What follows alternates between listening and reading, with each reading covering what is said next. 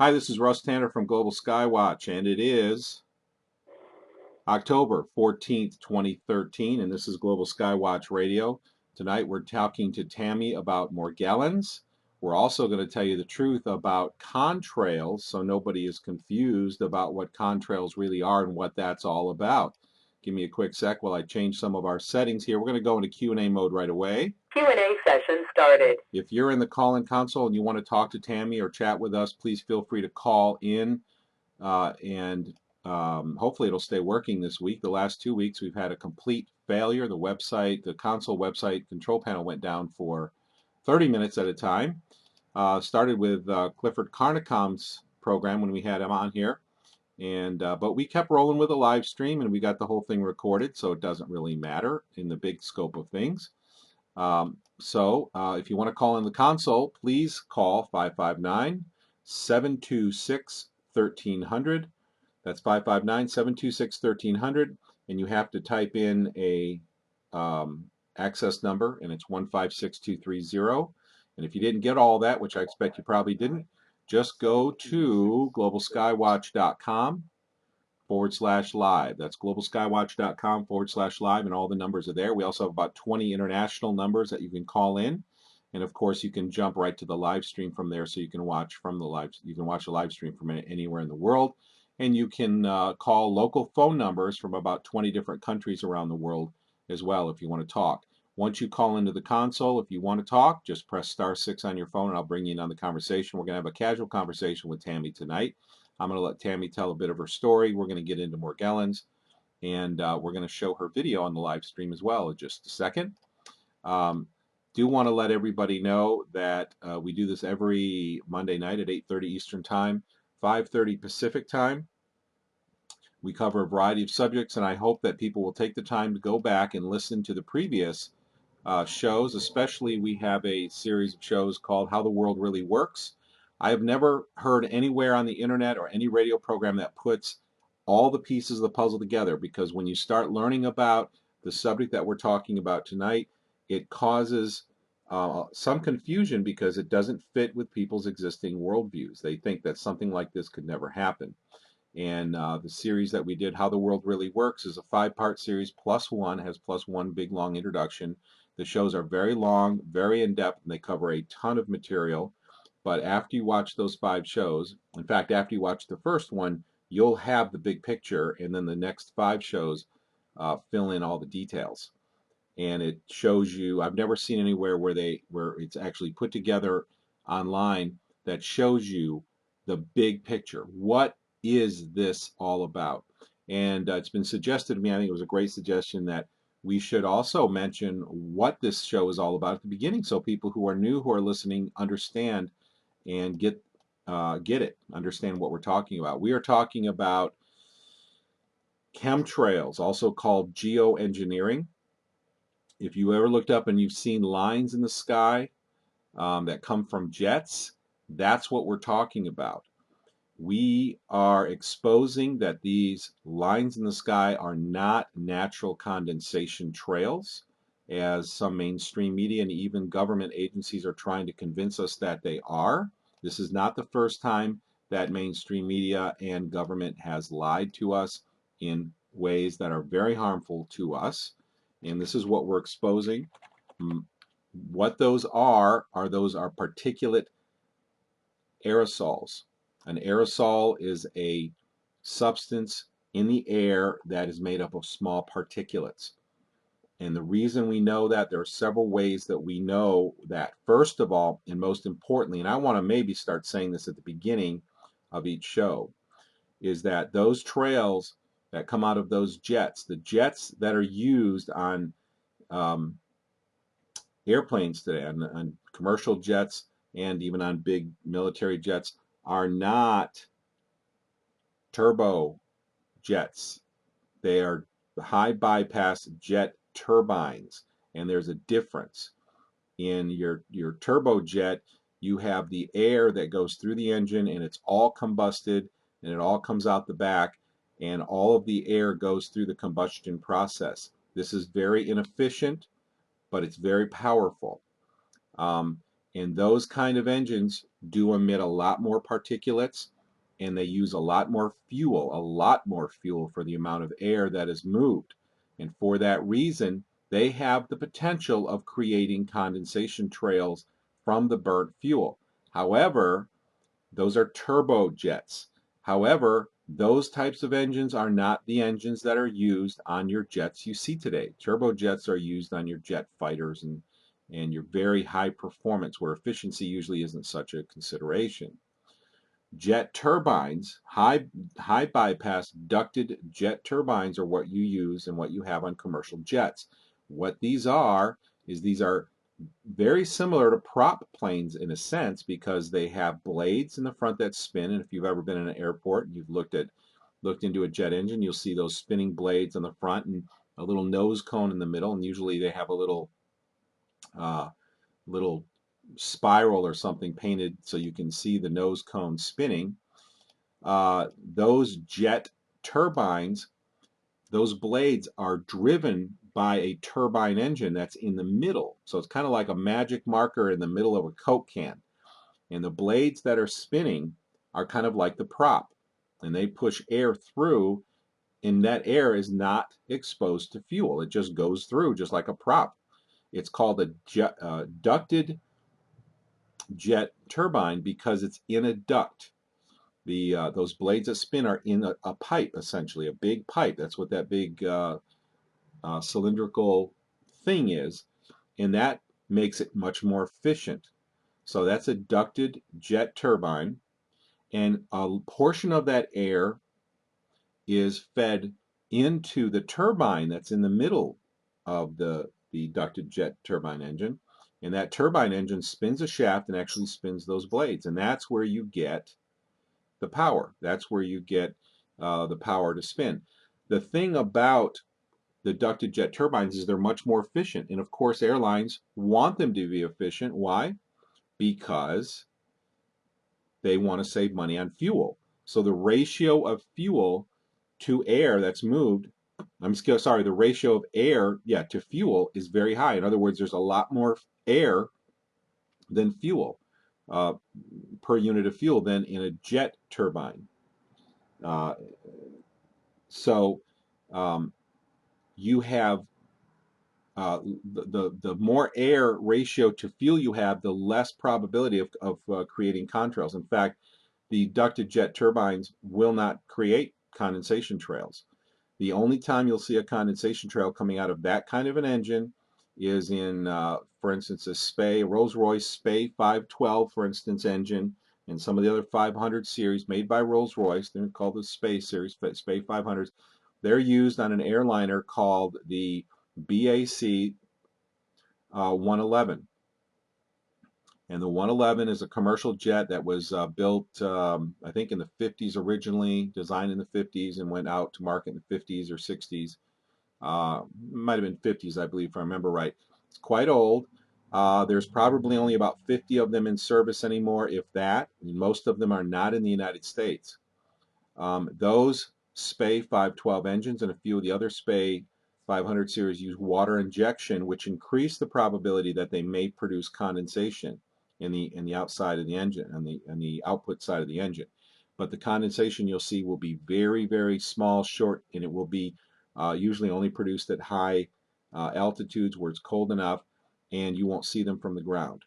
So what is the moral of this story? For those who are listening, who are learning about this subject, we have seen so much disinformation online because the government actually pays people to sit in booths. There's something on the order of 300 million.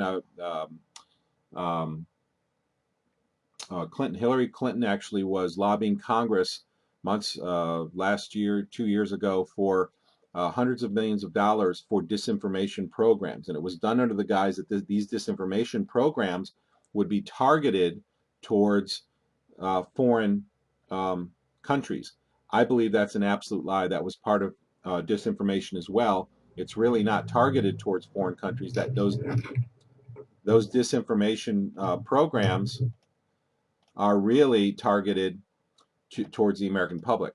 I actually had a guy call me who was in the military, And a couple of years ago, he called me and he was quite upset because his military buddy had received a call from his his commanding officer, and he was he was set up in a business, and this business consisted of 200. This guy who called me, his buddy was set up with a business by the military with 200 people who sat at desks or in cubicles all day long, and they went online and they created blogs, and they went on Facebook and created fake accounts to spread disinformation.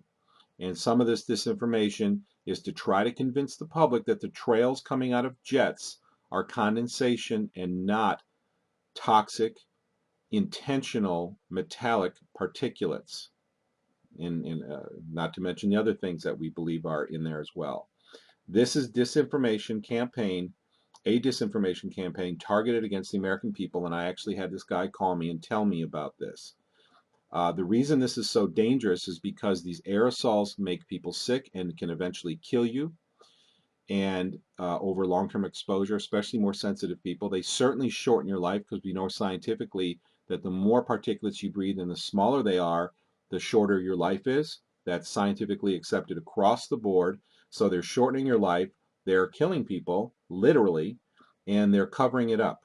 And they're using disinformationalists to do this. Your tax money is paying their salaries so that they can cover up this crime against humanity. That's what this radio show is about. It's about those trails we're seeing in the sky and the dangers that they cause. This, by the people and the scientists who have looked at this subject and have found what's going on and seen through the disinformation, it's almost universally accepted as the largest threat to life on Earth that anything we've ever experienced. This is a huge deal. And we should not have, 50 or 100 or 200 or 1,000 people listening to radio programs that talk about this subject. We should have 50,000, a million, 2 million, 5 million. This is the biggest news, the biggest threat, and there are so many people sick and suffering today, I believe, as a result of these chemical aerosols. I am one of the lucky few people who are sensitive enough. I have a very sensitive sense of taste and smell. I smell them and taste them. I remember the first month they started spraying us heavily and daily. I lived in Jamestown, New York, and I could not function. My joints hurt, got a terrible headache, my mind started spinning. The symptoms were identical to mercury poisoning, and then there were some additional symptoms on top of that. That's what this radio program is about, is exposing this crime against humanity. All of these programs are archived so you can listen to them later, so I hope you'll share them with other people. But I hope that we know that over the course of time, thousands of people are hearing these programs, and our Facebook group is growing very quickly. We have over 12,000 people in our Facebook group. It's called Chemtrails Global Skywatch. You can find our Facebook group by going to globalskywatch.com and clicking on our Facebook link. The reason it's growing fast is that there are many people beginning to wake up to this crime against humanity. And the other thing that people have to realize is when a government commits a crime of this size, they will do anything to cover it up. There is no limit. They will go back and alter movies and inject chemtrails into those movies to try to make you think that they've been around forever when they really haven't. Not to say that there aren't some legitimate trails in some few old movies you'll see here and there, but those are not commercial jets. For instance, Lassie was filmed near the Skunk Works, which is the Lockheed Martin, well, it was Lockheed at the time, and they did a lot of jet testing and various engine testing there. So there's a program, a Lassie show, where you can actually see a trail in the background. But of course, when you film or video, film, because Lassie, of course, was in the age of film, program near Skunkworks, you're bound to see something going on in the sky from time to time. But we did not see these trails all over. And in the schools today, they're trying to normalize. It's called normalization. They're trying to teach the school children that these trails are normal, they're common, and they've always been around. And the part of the lie where they say the trails have always been around is called normalization. They're actually trying to change history. They're saying history, there were trails throughout history. There were not trails throughout history. The only trails you saw were either from turbojets, um, the actual real jet engines where all the air goes in through the compressors and is ignited. So they're very inefficient, but they're very powerful. Not high bypass turbofans. You don't see trails come from high bypass turbofans except for a handful, very, very small number of water injection turbofans, like I said a minute ago. The other thing I want to say, so anyway, in the big picture, there's a tremendous amount of disinformation. If you're listening in this program, you're new, you don't know about this, you have to understand that it's very easy to get confused about this subject because the governments of the world are colluding together to confuse the public, to cover this up. And I have heard, like I said just a minute ago, from people who are part of that cover up or personally know people who are engaged in that cover up. Final thing I want to say before we get on our subject tonight, I'm really glad you all joined us. This subject, there is nothing bigger, nothing else matters. If this continues, the plants are dying, we're getting soil contamination, we have air contamination, we're getting water contamination, we're getting the development of exotic diseases, one of which we're going to talk about tonight.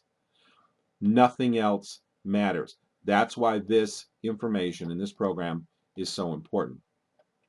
I want to also uncover one other lie or one of the tactics of disinformationalists. This last week, I had a disinformationalist that I banned from our group because they come on our group and they try to spread disinformation, and we take them out. We remove them from the group very quickly. But he was chatting with me, trying to convince me that these trails in the sky have always been there, which is just a joke to me because I've been a skywatcher since I was a young child. I collected pictures of thousands of jets over my lifetime. Not a single jet picture have I ever seen that has a trail. If we ever saw a trail coming out of a jet, we would have wondered what is wrong. Are they on fire? There's something wrong with that engine. That's what we would have thought because we have never seen one. Never seen one. I've traveled the corners of the United States. I've flown out west. I used to fly up north to New York State every year from Florida. I've driven that path many times. I've driven out west. I've flown to Hawaii. Used to go skiing in Snowmass, Colorado, um, which is incredible. I love skiing. It's one of my favorite things to do. But in all of that travel, I've always watched the sky. I've almost always had the window seat in the jet because I just sit there and look out. It's one of my favorite things to do. And there has never, ever, in the tens of thousands of jets, I grew up, lived on military bases. I grew up just north of Tampa Bay, where MacDill Air Force Base was down there in South Tampa, south of the Hyde Park area. Tampa Bay International Airport was for a long time the biggest or most beautiful airport in the world. Now there's one in Switzerland, which is, I guess, ranked a little higher, but it's Tampa Bay International Airport is one of the most beautiful airports. They're very advanced. They have trolleys that take you out to the gates, or these monorail systems. Actually, they were in place way before other airports had it. They have a lot of air traffic. You see jets in the sky all the time, and never, never. And I used to be outside all my life. I'm an outside person. Never have I seen a trail come out of a jet. Final point I want to make is I had this conversation on a Facebook chat with a disinformant this last week, and he was trying to convince me these trails were normal throughout history, and I'm like, no, they're not, and I can tell you why. Finally, after throwing all this disinformation at me, the last thing he did is actually sent me some of these tests, some of these um, documents that actually show testing and patents for contrail suppression technology, where they were trying to get the engines not to produce condensation trails. And that is supposed to be evidence that jet engines produce condensation trails, justifying the inundation of our skies. And I responded by saying, the contrail suppression technology was all aimed at turbojet engines, not high bypass turbofans. And the reason for that is because turbojets are the engines that have the potential to produce condensation because of their inefficiency, their high fuel to air ratio. All of the air goes through the jet and is combusted. So you have a lot of fuel mixed with the air. So you've got a lot of particulates and you've got a lot of moisture. Still, usually, the vast majority of the time, you don't see the moisture. In fact, almost never, even at that level of inefficiency. But still, all of those patents and all that technology development for contrail suppression was geared towards turbojets, not high bypass turbofans that are in use today and have been for decades, and are in use on all the commercial and all the bigger jets. Those turbojets that don't have bypass air are used on your jets, your fighter jets. Uh, and those, they need that extra power, even at the price of inefficiency. And that's where they want contrail suppression. And that's why all of these tests and these patents were geared towards turbojets, because they wanted to hide their fighter jets. They wanted to make sure that their fighter jets didn't produce condensation, right? Who cares about commercial jets, really, right? So that's what these patents are geared for. And guess what he responded, this disinformationalist responded? Silence, nothing. After I you know brought those points up to him and pointed out all the flaws in his arguments, uh, he hasn't responded since Thursday. It's been just total radio silence. And I was nice and respectable, because I think that these disinformationalists, for large part, may not know what they're involved in. If they knew that disinformation in the past um, were often the very group of people who disappeared um, in large disinformation programs, they become a liability. They don't understand the danger that they're in. Uh, they may believe they're doing the right thing. Uh, there's been a lot of talk that maybe the pilots even think they're doing the right thing, and we don't really know what the pilots believe or think, um, or what these disinformationalists do or think, but we do know what they're doing is horrible. And so we need to let these people who are performing this disinformation know two things. Number one, the information they're spreading are lies. So if they've been convinced that it's true, just like our school children are being taught that high bypass turbofans create contrails, which is a lie, we need to tell them that's a lie. And number two, we need to tell them that their life may be in danger, because historically, disinformants are the first people to be eliminated from regimes, because they become liabilities once the truth becomes known. So if you're a disinformant, you're in danger. You should not be doing that job. If you value your life and the life of your family, get out of it, get away from it, and don't let anyone else be involved in it that you care about, because you will be a liability when the truth becomes known, because you are aiding and abetting the largest crime against humanity in the history of this planet. Period. So I hope that clears it up for those who want to know about turbojets, high bypass turbofans. They're beautiful engines. I love the technology. Turbofans are very cool. It's been around for a long time. They've become more efficient. And that brings to mind one last thing I want to say before we talk to Tammy. And that is that the other argument that I've heard, in fact, the last 2 weeks ago, I heard them on the radio, these disinformants, and they all come with these same arguments. Which tells me they're all coming from the same sources. I mean, their arguments are all unified. The other thing that they come out with, there's actually two arguments. One argument is they say that the reason why there's more trails today than there used to be is there's more air traffic. And number two, which is that's just ridiculous. I mean, of course, there's a little more air traffic, but it's not suddenly. You don't go from no trails to inundated skies because there's a little more traffic. So that's just ridiculous on its face. But the other argument they say is that the newer engines are more efficient, so they burn the fuel more cleanly, therefore producing more water vapor at the output. Even though there is a spark of truth to that, the newer engines are much more efficient. So even if you get a 0.1% cleaner burn, you have a 25% increase in the efficiency of the newer engines, meaning they burn less fuel per the amount of air they move. The way that an engine produces thrust is it moves air, pushes air out the back of a high bypass jet turbofan. What you want to do is you want to use as little fuel as possible but keep the same amount of airflow. That's called efficiency. And the more efficiency you have, the more thrust you have per fuel, your fuel costs go down. And that's what airliners want. They got to keep their fuel costs down. So these new engines actually use less fuel, considerably less fuel, which makes them even less likely or less capable. They're incapable of producing condensations to begin with, but the fact they're using less fuel makes them even more incapable of producing condensation trails. So this argument that the newer engines are more efficient so they burn more cleanly is absolutely ridiculous. You know, the decimal, the fractional increases in burning efficiency is way counteracted, is very much uh, um, counteracted or opposed by the fact that you're using much less fuel. And the newest engines are 25% more efficient, meaning they're using 25% less fuel than they have previously. And finally, the other thing I will say is that in order for condensation to form, you need a vacuum.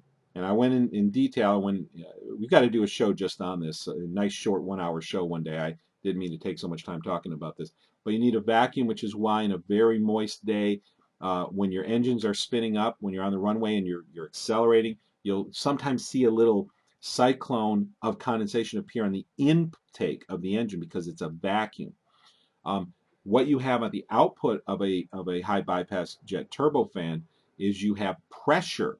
The higher the pressure, the less likely you have condensation. And you need coldness. You need the water. You need hot water, which can hold a lot of moisture to become cold. But the problem is the air that goes through a turbofan is heated. I mean, at least the part of it that is that actually gets combusted through the engine, through the turbine engine. It's heated. So you've got everything working against the formation of contrails, which is why you don't see them, which is why historically contrails are extremely rare. You've never seen them, and if you have seen them, it's been it's either been an early chemtrail test, or it's been a jet that is using a jet engine like the Rolls-Royce Spey 512s or some of the other 500 series, which use water injection. That's what we're talking about tonight. So please, if anyone has any confusion, this is how you shut down the disinformationalists, is becoming a little informed about it.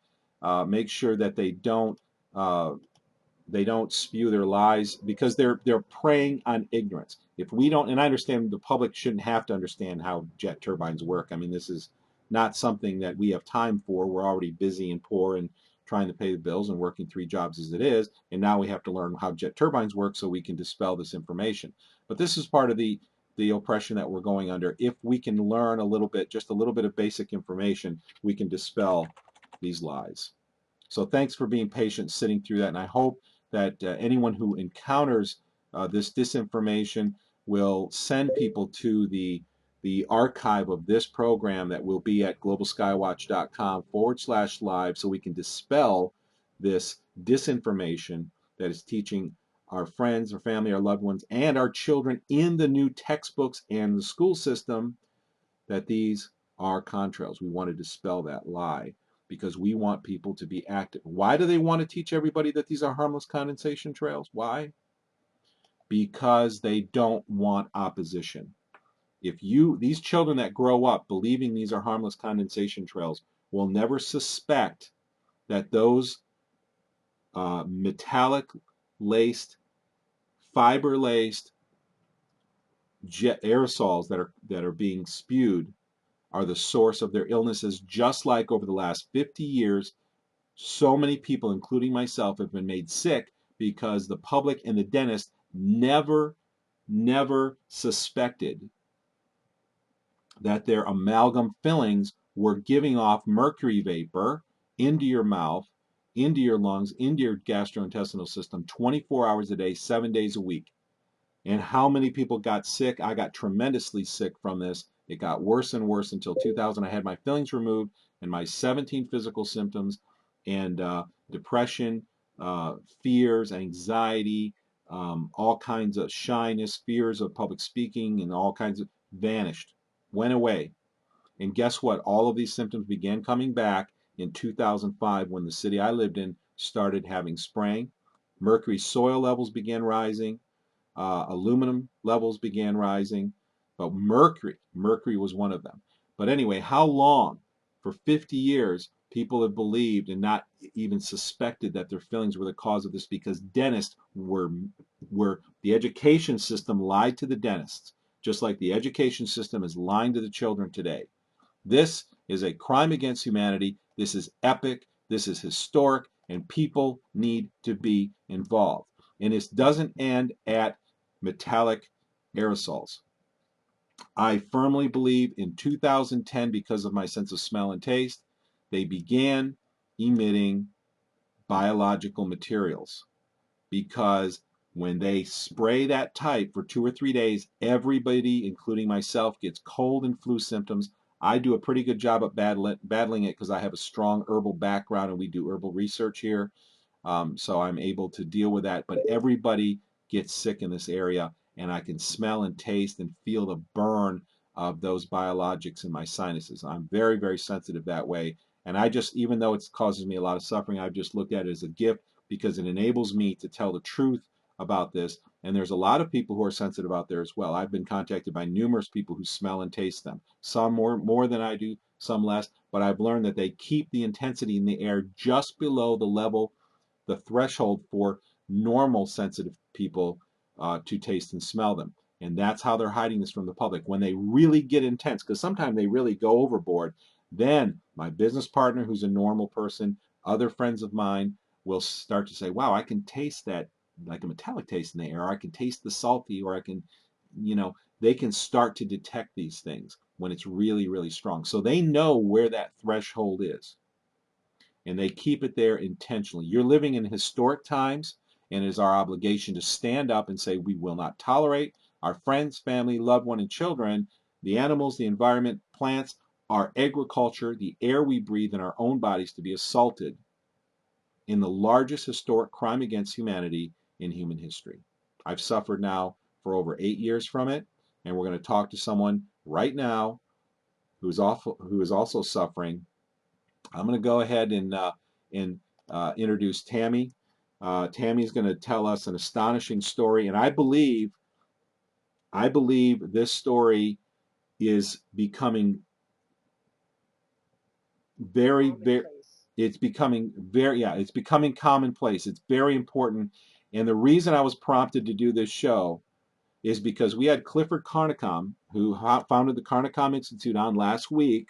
So if you want to, I hope you listen to it. I have a new set of health problems that have been attacking me since 2010, and I realized, and well, when I did this show, when Clifford was on, he was on for about 3 hours plus or minus, and he gave a great lecture, as he always does. He's got information nobody else has on his website, carnicominstitute.org. Um, I have had a I'm embarrassed saying this. I'm just going to say it. It's driven me crazy for the last since 2010, when the swamp water started being sprayed, chemtrail type. And I call it the swamp, for the new people who haven't heard this before. I call it the swamp water chemtrail type because it actually tastes like algae in mushrooms. I mean, I can taste the stuff in the air. And this is the type that makes everybody sick. Everybody gets the flu and colds when they spray this stuff for 2 or 3 or 4 days in a row. Everybody gets sick. And it just happened. The last 3 weeks have been a nightmare. The last 2 days have been mild, but in Maine here, where I'm at, I'm near Bangor, Maine. The previous 2.5 weeks have been a nightmare, and a lot of people were sick. And I was fighting it. My business partner got sick, but she, of course, fought it off with herbs and supplements. But anyway, I started having tooth decay. And this is embarrassing to admit, I guess, for a guy like me. I've always had perfect dental health. People compliment my teeth. They've been straight, wonderful, never had braces. I was very blessed that way. And I got a cavity, and I work on fixing my own cavities. I take supplements, I do certain things. I use black walnut on the cat. A lot of people regrow their calcium with black walnut. There's been many success stories online where you can use vitamin D, calcium, phosphates, boron, and different things to actually promote your calcium to regrow, and they've gotten rid of cavities and never got another cavity. But this tooth decay attacked a number of my teeth, and they attack right at the root line, and it starts to become discolored. And I have fought and fought and fought and it's I've got it to the point where it's at a standstill now. I've kind of got a we're on the battlefield at a Hmm. standstill right now. So, and I've been doing more and more research on how to deal with this. But I only realized last week when Clifford Carnicom was on that that is a symptom of Yeah. Morgellons. It's associated with Morgellons. And what and I got into like a cold sweat when he started talking about. He didn't talk about that particular aspect in detail, but he kind of he went through. He it passed by as he was lecturing, and I remembered that in Jamestown, right after they started spraying in 2005, in November 2005 is when they started the daily spraying. They were spraying before that sporadically, I think, to get people used to the trails. But in November 2005 was the daily onslaught. And what happened is I started, and this just shocked me because it all came together with Clifford's lecture. I started feeling like I was getting bug bites on my skin. And they would even joke with me because after I had 3 employees when I was in Jamestown. I don't have any now, but I had 3 employees in Jamestown. And after work on several days of the week, we would play a video game together. We'd play for an hour like a first person shooter. The guys were all into computers. So and I would complain. I go, God, I feel like I'm getting bit. And I kind of like trying to be swat at things, but there was nothing there. And I never put the two things together until last week that I've been having that problem. Even though it got less intense when I moved to Maine, I still have that issue. It still happens throughout the day. And now I realize that that is another symptom of Morgellons. So I have had a wake up call. I went into a cold sweat when I saw the tooth decay issue. It's mortifying to me that it's just creep. It's just I'm not. It's just I can't. I'm just shocked that I not only have I suffered for 8 years from this, but now there's a whole new aspect of what's going on. I am grateful to at least have some answers from people who know what's going on. Enough of me. Tammy, welcome tonight. Thank you for putting up with my long-windedness, but I wanted to get those things out and help everyone understand not only about turbofans, but also that I believe that I am now I'm maybe at the beginning phases, and so I am now researching Morgellons. I'm researching Yeah, some of the symptoms I'm realizing. having. Welcome. Yeah. Thank you for being on, and please tell people how you got involved. I'm going to go ahead and put your video on the stream right now, but go ahead and tell people Yeah, yeah, how you sure. got involved, please. Thank you, Russ. Well, hi, everybody. My name is Tammy Racicot. I live in Northern Ontario, Canada. I've been suffering with open lesions for 6 years now. I had no clue what was going on. They started in 2007. I went to a multitude of doctors and professionals and had biopsies done. They all had different answers, of course. Some were really condescending remarks. Others were, well, maybe it's this, maybe it's that, or maybe it's too much coffee, or it was just crazy. I spent a lot of money on medication. I went to special clinics to have them give me no answers. The biopsies came back as unknown irritant. It got to the point where professionals were telling me I was doing it to myself. Um, every time I had an emotional reaction, the skin lesions were the end result because it would cause a chemical imbalance in my brain. And I'm thinking to myself, what? I can't laugh. I can't cry. I can't be mad, sad. It was unbelievable. But to start it off, I have a bit of medical background. I do volunteer for St. John Ambulance. I have for over 20 years, so it's not like I don't know about first aid and dealing with wounds and stuff. So when these sores first started in 2007, I was assuming it was allergies because I am hypersensitive to my environment. I've always had allergies all my life. I remember having huge hives just erupt on my body for no reason. My mouth would swell for no reason. Itchy, always itchy, and I had allergy tests. So yeah, we found out I was allergic to stuff. So I always brush things off on that. But in 2007, when the sores started, they were like a dried up whitehead and they were irritated. And I would go to the doctor and he'd say, oh, you're drinking too much coffee. Stop the coffee. So I did. I stopped drinking all the coffee. They got worse. They got horrid. And the sore that was on my face on the left side was so deep and embedded. I thought at first it was like an ingrown hair, but it started scraping my jawbone. And the pain was unbelievable. And I knew something was wrong. I'm thinking, God, is it an ingrown hair? Is it something that reversed itself? What happened? I just couldn't figure it out. And I wasn't getting suitable explanations from any of the professionals I was seeing. Within a month or two, my whole body had open lesions everywhere. They were oozing fluid, and they felt like slivers, constant thorns, constantly picking me, poking me in all the pressure points. They were on my face, they were on my forearms, they were on my back, they were on my legs, they were on my buttocks. The only place I didn't have a sore was my chest or my stomach. That was the only place that didn't get tortured. But it was hell. You'd go to the doctor for some kind of relief, and they prescribe one medication, and that wouldn't work. So they prescribe you something else. I actually have a list of medications that over the years I was forced to take to try and fix this problem I have. I'll just do a really fast one. A lot of you actually might have heard of these. Oh my God. Urmethol, Fusidin cream, 2%, Rabivert vaccine. Oh, that was for a rabies vaccination to take my actual course. I'm a professional groomer as well.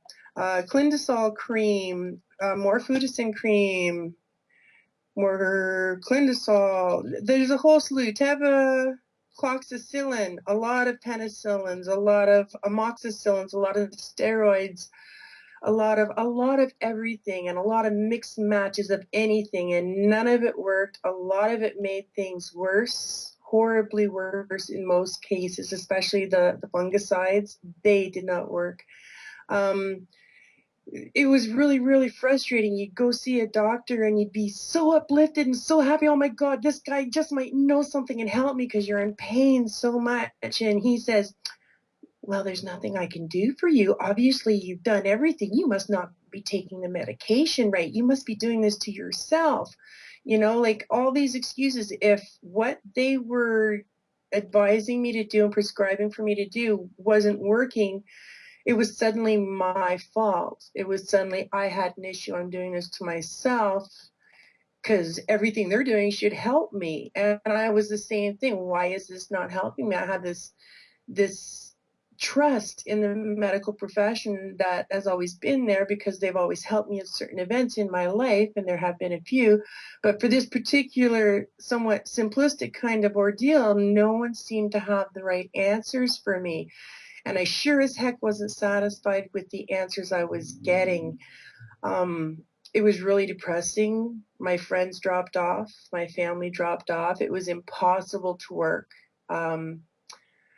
I had finished college with these open lesions. I was going to college at the time in 2007 as a professional groomer, like I'd stated. I'd finished that. I graduated with honors. I made the dean's list. I started my own grooming business. I was also working part-time at a coffee shop to make ends meet because I was a single mom. And I just got sicker and sicker and sicker, and I just couldn't do it. Nobody wanted to be served with huge wounds on my arms and huge wounds on my face and bandages falling off. Like, I'm serving customers. Nobody wants to be served by me, and I understood that. So I got a doctor's note to get off work. My grooming business was suffering because obviously the sores and the lesions made me very unappealing to potential new clients. Also, it was really difficult to work. And then I found out the home I was in had a mold problem and the well water was contaminated. So I was removed from that place, and I just got sicker and sicker. And it was just horrid the whole time and experience, and not getting any answers, not getting any better. And then to top things off, I found out I'd had a tumor on my left side, which means I needed to have a surgery, and this recovery time was 3 months. So a friend of mine decided to take me in and made sure I could get over that hurdle in my life because I had lost everything at this point because of the mold and stuff in the house. And I did that, got back on my feet, decided I was going to become a first aid instructor, get back into my St. John's. and do my grooming on the side. And I did that. I became an instructor. I became an advanced medical first responder. I became the unit chief of my brigade in my town here. And I was doing very well as an instructor. I became a part-time office administrator as well. So I was coordinating all the lessons with all the companies and what have you. And the flares again, it got really bad. I had huge sores on my arms, my face, the back of my leg, the back of my knee. I had some of my students would ask me if I was actually advertising bandages for St. John because I would cover my arms or try and put makeup on my face, but they would always crack and stuff, and sometimes they'd bleed, and my students wouldn't tell me. I wouldn't see the blood dripping down my face till I got to the bathroom. And they were also polite but also horrified at the same time. They'd always ask me, well, what is it? And I have no idea. Nobody can tell me what it is. And believe me, I tried it to the point I just got up and I dealt with it the best I could. I forced myself to get up every day. I forced myself to prepare my sores for my day. I forced myself to have to deal with the students that I would have that day. I forced myself to not be sick because I was really sick. My organs hurt. I was bloated, headaches all the time. I wasn't sleeping good. And it got to the point where I could no longer do my job. I couldn't concentrate. Part of my job is a lot of physical stuff where I actually had to demonstrate rolling a body over from the face up or face down position into the face up position. So there's a lot of moving and twisting and bodily movements, and it would irritate the sores so bad that I was just tortured almost in tears, and I couldn't do it anymore. So I had to give up the job. But before I had given up the job, my supervisor said, because she really liked me and she noticed the sores and she's very concerned and always asks me, well, Tam, what is it? What do they tell you? And I tell her the same thing. They can't tell me. They think it's in my head. I don't believe it. I won't take the antipsychotic drugs. Like, they're trying to tell me I'm crazy, and I know I'm not crazy. Like, this is not normal at all, because I can have a cut on myself and it'll heal normally, but these things take weeks and months to go away, and things come out of them like, this isn't normal at all. So she emailed me one time. She said, Tam, this looks like your sores. It's called Morgellon. You should check into it. And I'd never heard of that before. Out of all these 5 years previous, not one professional told me the word Morgellon. This was a friend. Never heard of it. Sorry? This was a friend who told you this? This was actually my supervisor that from work that had met me and said, this, check into it. This looks like your sores. Do you know how She'd never. Do you know how she heard of it? No, I really couldn't tell you. I think, oh, yes, I do. As a matter of fact, she has a friend that's really interested in weird medical stuff. So when my supervisor was talking to her about my condition out of concern, because this is what she does. She tries to figure things out. She's one of these minds. This is what they had come up with, and she wanted to present it to me to see what I thought. And I did. And what it was, you've probably seen it online. It's a picture of the hand with the sores on it. So when I saw that picture, I thought to myself, oh my God, that could be my hand. But I never had sores on my hand ever. So that's another place I didn't get sores. But yeah, I never had sores on my hand. I'm like, oh my God, they could be mine. So that's what got me researching more. So when I seen that picture and I searched Morgellon, I come across a few different sites that kind of weren't really what I wanted to hear or wasn't making sense with my logical Spock mind. And then I had found the Carnicom site, Clifford Carnicom site, and I'm like, this looks interesting, and he's actually onto something because I'm reading some of his stuff. And with the grade 9 science I have, I was getting the gist of what he's trying to tell me, because I give credit to my science teacher, Mr. Van Ripard, rest his soul, because he made me stay extra time and clean the room or whatever, because I was failing science, but I did all this extra stuff. And I did learn stuff and pass the course. So thank you, Mr. Van Ripard, because I was getting the gist of what he was trying to tell me. I was understanding that whatever's happening to me biologically is affecting my iron. I know my Fe2 and my Fe3 are being affected.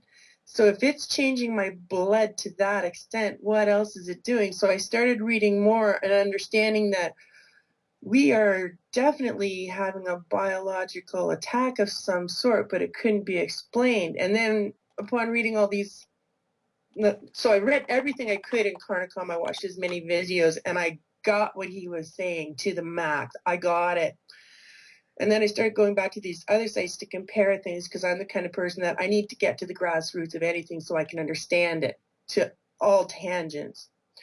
And he was the one that made the most sense with everything that was going on. Clifford The Carnicom, others, Clifford Carnicom made the most sense. His stuff on his website, right? absolutely, absolutely. He made all the sense scientifically. He was doing the studies on his own. I was really intrigued with what he was doing, because his interests are his own interests. He's a natural person like me, loves to be outside. I think I kind of connected with him on that level, because I'm a sky watcher. I'm like you as well, Russ. I'm outside all the time. I'm a stargazer. I'm in the bush. I love to camp. I'm always outside. I'm always like, I'm doing that kind of stuff. And it appealed to me, and I was intrigued that he would take it upon himself with the skill and knowledge and experience and expertise in his background to find out more of the changes he was noticing. Because I noticed changes too, but I assumed under this false sense of security had that the policies and committees that were in place to protect me and my health were actually doing their job, and I wasn't worried. So, and when you were talking previous before I got on, Russ, you were talking about how you remember the contrails compared to the chemtrails nowadays. And I remember being a kid, and it was a game to see the jet and then to count how long that jet stream would last, if there was one, because I understand it has everything to do with altitude and temperature as well. And they would last between 15 and 30 seconds, and that was it. And then nowadays it's like, yeah, well, we were talking earlier, and I seen two kinds today. One that looks like the wispy cloud thing, and another one that looks like zippers, because it's got these little one-sided zipper teeth on it. Yeah, I've seen those too. And the other thing that I would mention to people as well is that in Jamestown, and I know if you heard me talk any amount of time, you've heard me say this over and over again. But for the new people who haven't heard me, I saw in Jamestown where all the long trails where they were completely covering the sky every day. After a couple years of spraying, there was a 4-day break, and on the fifth day, they all became short. They sprayed on the same schedule. They sprayed at the same altitude, except some were higher actually. Some of them were at a higher altitude, but all the trails were suddenly short on the fifth day. And if that was so, obviously they were trying to hide it from the public. And if that wasn't enough, then when I moved to Bangor, and again, I apologize to those who've heard this story over and over again, but if you're new, you need to understand this. What they did in Bangor, I lived here, moved here in 2008, April 2008, and after in 2010, same thing happened, except there was no 4-day break. All the long persistent trails that were covering the sky, so much so that the Bangor Globe did an article that 2010 was the dimmest summer in history in this area. In 2010, all the trails overnight went from long covering the sky to short. Now only immediately after about 4 to 6 days a month would you see long trails. All the rest of the month they were short trails, and they were flying at higher altitudes, much harder to see, much less apparent. They obviously are having some kind of equipment change, but the smells, the tastes, and the symptoms were identical after the change. So just people keep in mind that if you see a short trail, it's unlikely to be a condensation trail anyway, besides for the reasons I told earlier. Now you are, I'd say 99% chance at least that you're seeing a new short chemtrail. Go ahead, Tim. Yeah, there seems to be different varieties that I'm noticing lately now that I'm awake. Because when I first learned what I had, I was like you, Russ. I was like in a cold sweat, realizing the potential and trying to wrap my head around the reality of what I was facing. At least now I had a name. Now what do I do? Right? None of the professionals that I had all this trust in were able to help me. They left me dangling in an unknown, saying, "Screw you, you're on your own," right? Well, that's And I'm good. like, Yeah, tell us about your road to recovery. So yes, what happened yes. next? Well, because I read Clifford Carnicom's studying and all his researching, I watched the videos, I watched Gwen Scott, I signed up to be one of the members of the Carnicom, oh gosh, what is it called? Research team to be one of the candidates for that. And I had emailed, and I'm really desperate. Like, I know I'm dying. Like, this is me, last kick of the can, desperate, grasping at anybody. And I kept emailing, somebody talk to me, somebody tell me what I do, because I didn't know what I could do. I was so confused with all the stuff I had researched online, because you got Morgellons, then you got these Lyme people saying, no, you have Lyme, and then you have these people saying, no, I have Morgellons, then I got Lyme, no, I got Lyme, then I got Morgellons, and I was so confused because I knew Lyme had nothing to do with my condition. Nothing at all. I taught Lyme. I know about the Lyme disease. I'm well aware of it, and I've researched more, but we won't go there. So I knew it had nothing to do with it. So what do? And I had a gentleman actually call me from the Carnicom thing, and it was so good to have a real person contact me and say, Tammy, I understand. Tammy, you're right. Don't worry. There is help and there is hope. And I'm like, oh my God, what do I do? He said to me, and I wish I could remember the gentleman's name, because that day he actually saved me more than he knows. And all he could tell me was, it starts from the inside out. Find yourself a naturopath, be aware of what's going in your body, and that's going to be the start of your healing. And I took that to account. So I'm like, okay, I have to find a naturopath. I have to find a naturopath. But not everybody knows what's going on, and not everybody understands it if they know what's going on or think they know what's going on. So my first naturopath experience was horrid, absolutely horrid. I went to her. She looked at me. She says, you are well beyond my scope of healing. There is no amount of time and no amount of money that's going to fix you. I'm not going to waste your time or your money. And I looked at her and I said, well, thank you very much for at least being honest with me and not wasting my time or my money on BS. So I appreciated that. But I was really disheartened. I thought, that's it. I'm gone. There's no one left. And at this point, I'm starting to do organic eating. I heard about GMOs. I was understanding how I was being affected by it, because I understand now I'm very, very sensitive to that. And I had gone into an organic food store, and I was talking to them, because obviously you can see by my face the sores, but they were way worse than what you see now, believe me. So we're talking, and she says, oh, you should go see this naturopath. She's got over 30 years. And it took me a week, and I got brave enough to face another doctor. And I went in, well, she knew what I had, because I have Morgellons. I want to know what you can do for me. And I went in thinking, I'm interviewing her. I'm not going to sit there and be a victim anymore, because I'm sick of being a victim. I'm sick of being a guinea pig. I'm sick of being experimented. I am sick of being sick. I have so much better things to do with my life. You know what I mean? I had plans. So I interviewed her. I asked her, what do you think of chemtrails? What do you think of GMOs? What do you think of fraudulent vaccinations and medications? And she couldn't outright tell me what she thought, but just her body language alone reassured me that I'm going to trust this woman. I'm giving her a chance. So the first thing we did was we talked about everything. We did the interview. It was about 45 minutes. And she asked me weird questions a doctor normally would have, like, what time is this? What time do you feel the pain? And how are your night sweats? And I'm like, woo, you know. But I understand why she said all this, because it's 8 months now, and I'm 1,000% better than what I was when I started this kind of little journey that I'm on. Because after that initial visit, she prescribed for me organic sulfur. And we've been tweaking that every now and then. She also told me that for detoxification, because my body's still very, very weak. My organs are really delicate state. The Herxheimer process could outright kill me. So I had to be very, very careful and slow on my healing. So fresh lemon and water every morning to purge my system, get my endocrine system going and filtering, because we're so over inundated with this over toxicity. Our bodies just weren't adapted to filter through. So that helps. The organic sulfur, when she tells me, we watch my skin as it goes, and she'll tweak it according, because I go once a month. We have done amazing work. Like, I flare which I understand is the Herxheimer process. This is what I call it, flaring when the sores get really bad. But that's because my body has now gotten strong enough to push out more of the toxins and stuff. With my research on how to save myself when nobody else would do it, I learned some amazing things about our body.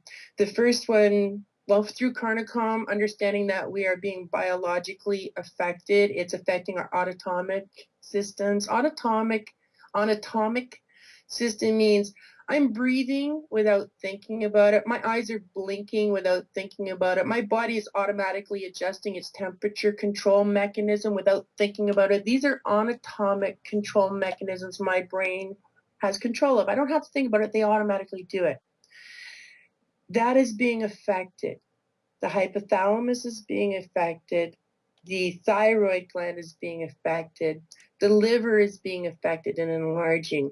Our blood is changing. Our whole biology is changing. And it's not just the humans, it's the plants and in the animals. I'm sure we've all seen the stories about the polar bears with the skin lesions, the seals with the skin lesions, the bats with the skin lesions, dolphins with the skin lesions, people with the skin lesions, like there's a biological problem happening that you're right, Russ, everybody's ignoring, and we need to acknowledge it because it's affecting more than just us. Tammy, So with that, while go ahead. you're in the middle of that, let me ask you to I want to continue on your road to recovery in a second, but I would love for you to comment on whether you think this is something that everyone is vulnerable to, Absolutely. and where does it come from?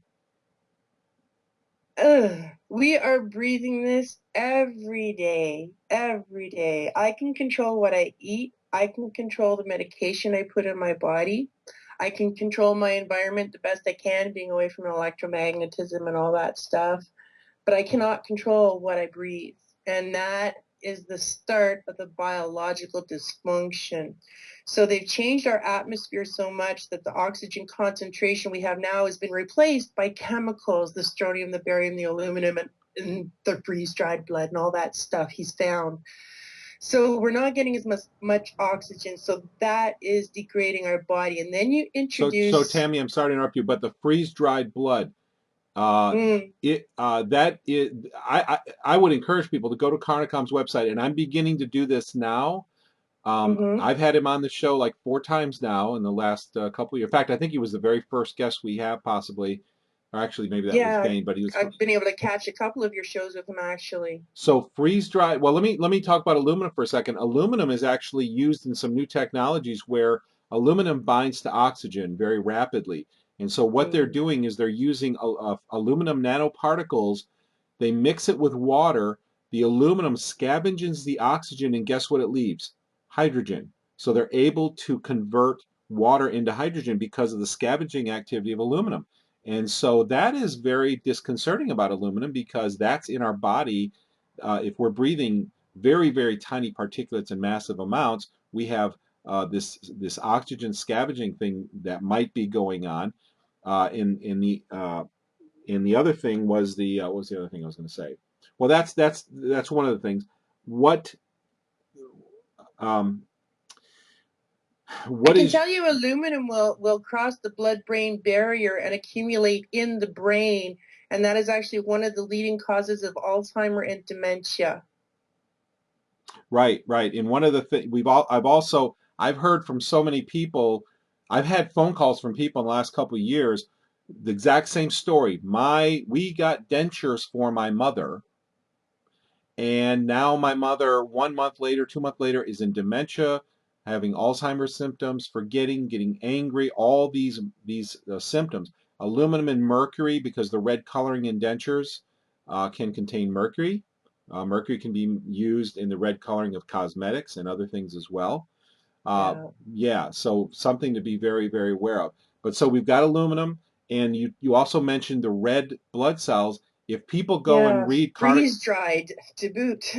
what does Carnicom say about that? I mean, he found this in the aerosol. He has no answer. He found it. He has the same questions I do. It's like, why would it even be there? For what purpose is it there? And freeze-dried blood, really? Like, and I understand from some of the stuff I read it's been genetically altered, but I can't prove that at this point. It could be hearsay, but I do know that Carnicom has found the freeze-dried blood, and he has found the fibers. He's done so much work. The only thing he needs now, gee, I was just watching a video this morning so I could be caught up on everything. You know, I wonder if that could be a delivery system for biological components, the blood cells. I have a theory about that, Russ, because when this all started and everybody was talking, and on my road to recovery, they're talking about Morgellons and you get bugs, and I'm like, oh my God, oh, I got bugs. I have to know. Call me vain, but I want to know if I'm growing bugs, right? And are they going to look like me? Joke. Anyway, you have to, right? You have to. But anyway, so I order a microscope from eBay. It's just a cheapy little thing. It's for computers because it feels really good. So I get my sample. I have sores all the time, so it's really easy to get samples. I have a bath. I soften them up. They come out really easy. So I'm putting them under my microscope, and I'm not finding bugs, but I'm finding the fibers. I've got black ones, red ones, blue ones, orange ones, purple ones, and I might have even found a yellow one. I'm finding, okay, so that's what Carnicom has, are the fibers. I am finding small hairs that kind of look like eyelash hairs, but there's no roots. Okay, so I'm finding these things. I'm finding metal kind of rod things. I'm finding things I call fuzzies because they're long, but they have like fuzzy hairs. They kind of remind me of birch fuzz, you know, from the trees when they're ready to seed. Or is it popper? Can't recall. But yeah, many different things. But the most astonishing thing I found with my microscope was the eye chip, or the RFID chip. And I didn't really know what it was when I found this square pulsing thing in my samples. And I put it on Facebook, anybody know what this is? And nobody answered. And then I happened to come across this video called Neuron Revolution. So did you, where, do you have a picture of that online I could show on the stream? Is there somewhere I could go, or? If you go into my Facebook, Russ, it would be there. But if you go to YouTube, I actually have video of the pulsing particle. If you go on YouTube and look under my daily Morgellon life, part 2 pulsing particle, you will see it in action. And I do have other videos since then, but I haven't put them on YouTube. I'm kind of compiling things and getting things in order so you can see, because I'm working on a timeline. I'm working on my variety of sores. I'm also working on a documentary. I gave up my radio show because of technical problems. But I'm still like being an advocate and pushing what I can, making people aware, and it's working. Like, I'm a walking advertisement board. You cannot see me and not see my sores. I have so many people ask me, oh my God, what happened to you? Were you burned in a fire? I'm like, no, no one knows what's wrong with me. I just look like this. Oh my God, is your boyfriend beating you? I'm like, oh my God, he'd be the last person to hurt me. I'd kick his ass, you know? But things like that. So when they are brave enough to talk to me, and I just explain to them, it's easier to say I have a hypertoxicity to my environment and say, oh, they say I have Morgellons. But you get scared with this Morgellons because you think they say bugs. I've never yet found a bug. Never once have I found a bug. I'm not ruling out parasites, but my microscope's not big enough. And I'm sure we all have parasites. Our food is all exported. Imported. The Morgellon moment, sorry. So like we're getting food from other countries. It's very easy to get parasites and stuff, so I'm not ruling that out. But I still have never found the bugs. But what I do know is our bodies are very amazing machines, and with all the pollutions and toxins and stuff from the foods we eat that we are now finding out are bad for us, plus the wrappers they're in, when our bodies find something that is contaminating or damaging to our cells, it will compress it into a solid mass instead of leaving it as a liquid, which would cause more damage to the cells. So it will compress it into a solid mass, and it will try and push it out of the body either via urine, sweat, stool, or forcibly out of the layers of the skin, like the subcutaneous levels of dermis and epidermis, till you get the lesions. So with your body in such a biological state and your body pushing out these foreign particles that are not part of its nature, it only goes to say that, yeah, you're going to have secondary infection, tertiary infections, quaternary infections.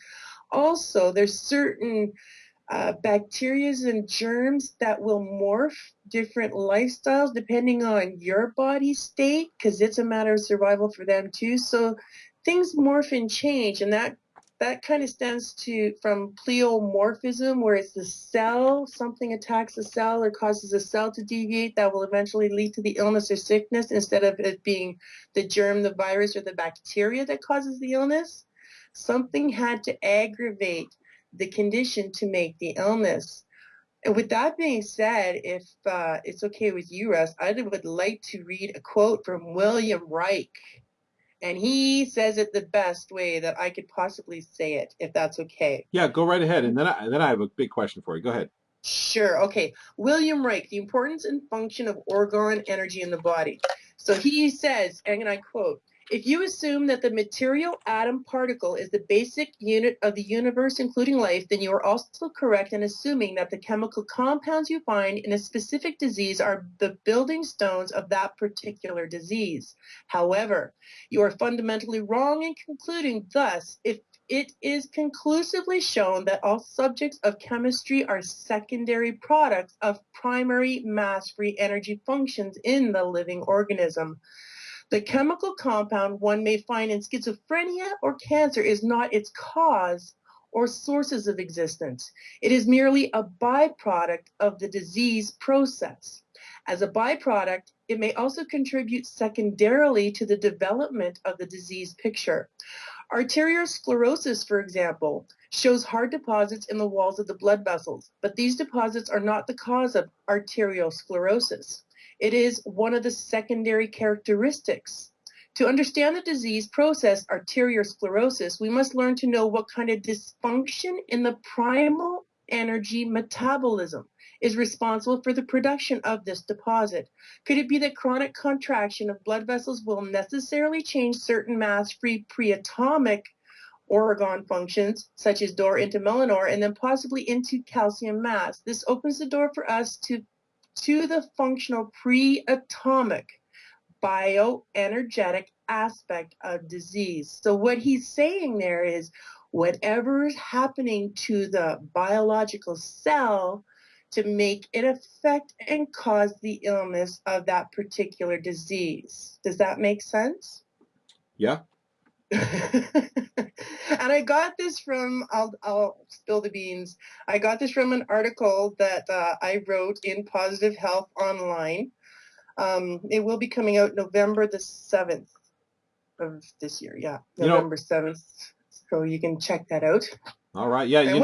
One thing I find over and over again is we're inundated with medical information today, and being that we're always involved in herbal research, we have a lot of kind of insight on excuse me, what's going on here. But we have article after article that is saying, oh, well, this disease is associated, and there's this word associated going on everywhere. It's associated with, oh, you're not getting enough sleep. Or did you know that thyroid problems are associated with you having a certain habit when you're younger? Or that they have all of these associations, and yet the amazing thing I find is that the vast majority of disease narrows down to a very surprisingly small number of causes, I believe, when you start really narrowing it down.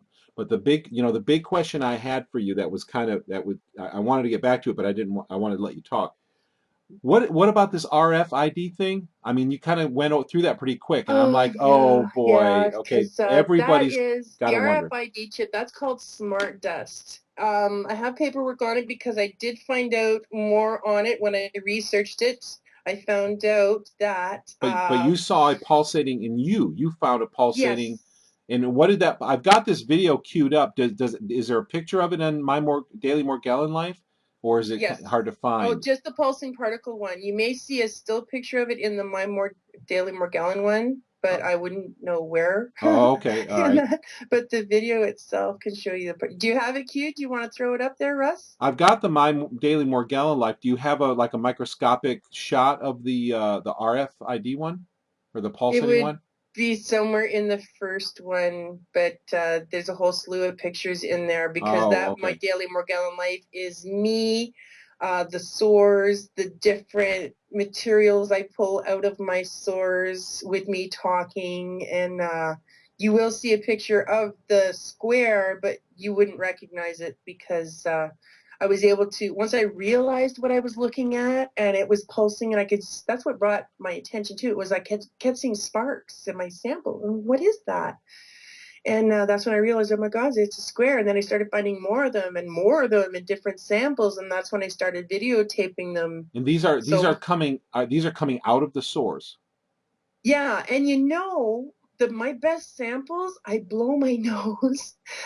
I just did it last week. I don't know why I never thought of it sooner, but the best samples come out of my nose on my Kleenex, and I know it's gross, but I'll smear it on my white paper, and I'll get my handy dandy microscope, and I get the best, clearest samples of these square pulsing particles that are eye chips made by Free Vision Technologies. They are, my particular unit looks like the unit CET5500, which is a professional team supply and solution suggestion. It is an RFID what is that chip number? made by Hitachi. What is that number again? Let me look that up and see if I can get a picture of it. Yeah, okay. Actually, I have all kinds of pictures of it. It is CET5500. This is by Free Vision Technology. Now, I've checked the site again. They've pulled the site down, but there are other sites, and I see they're not offering, they weren't as open about their products as they are now.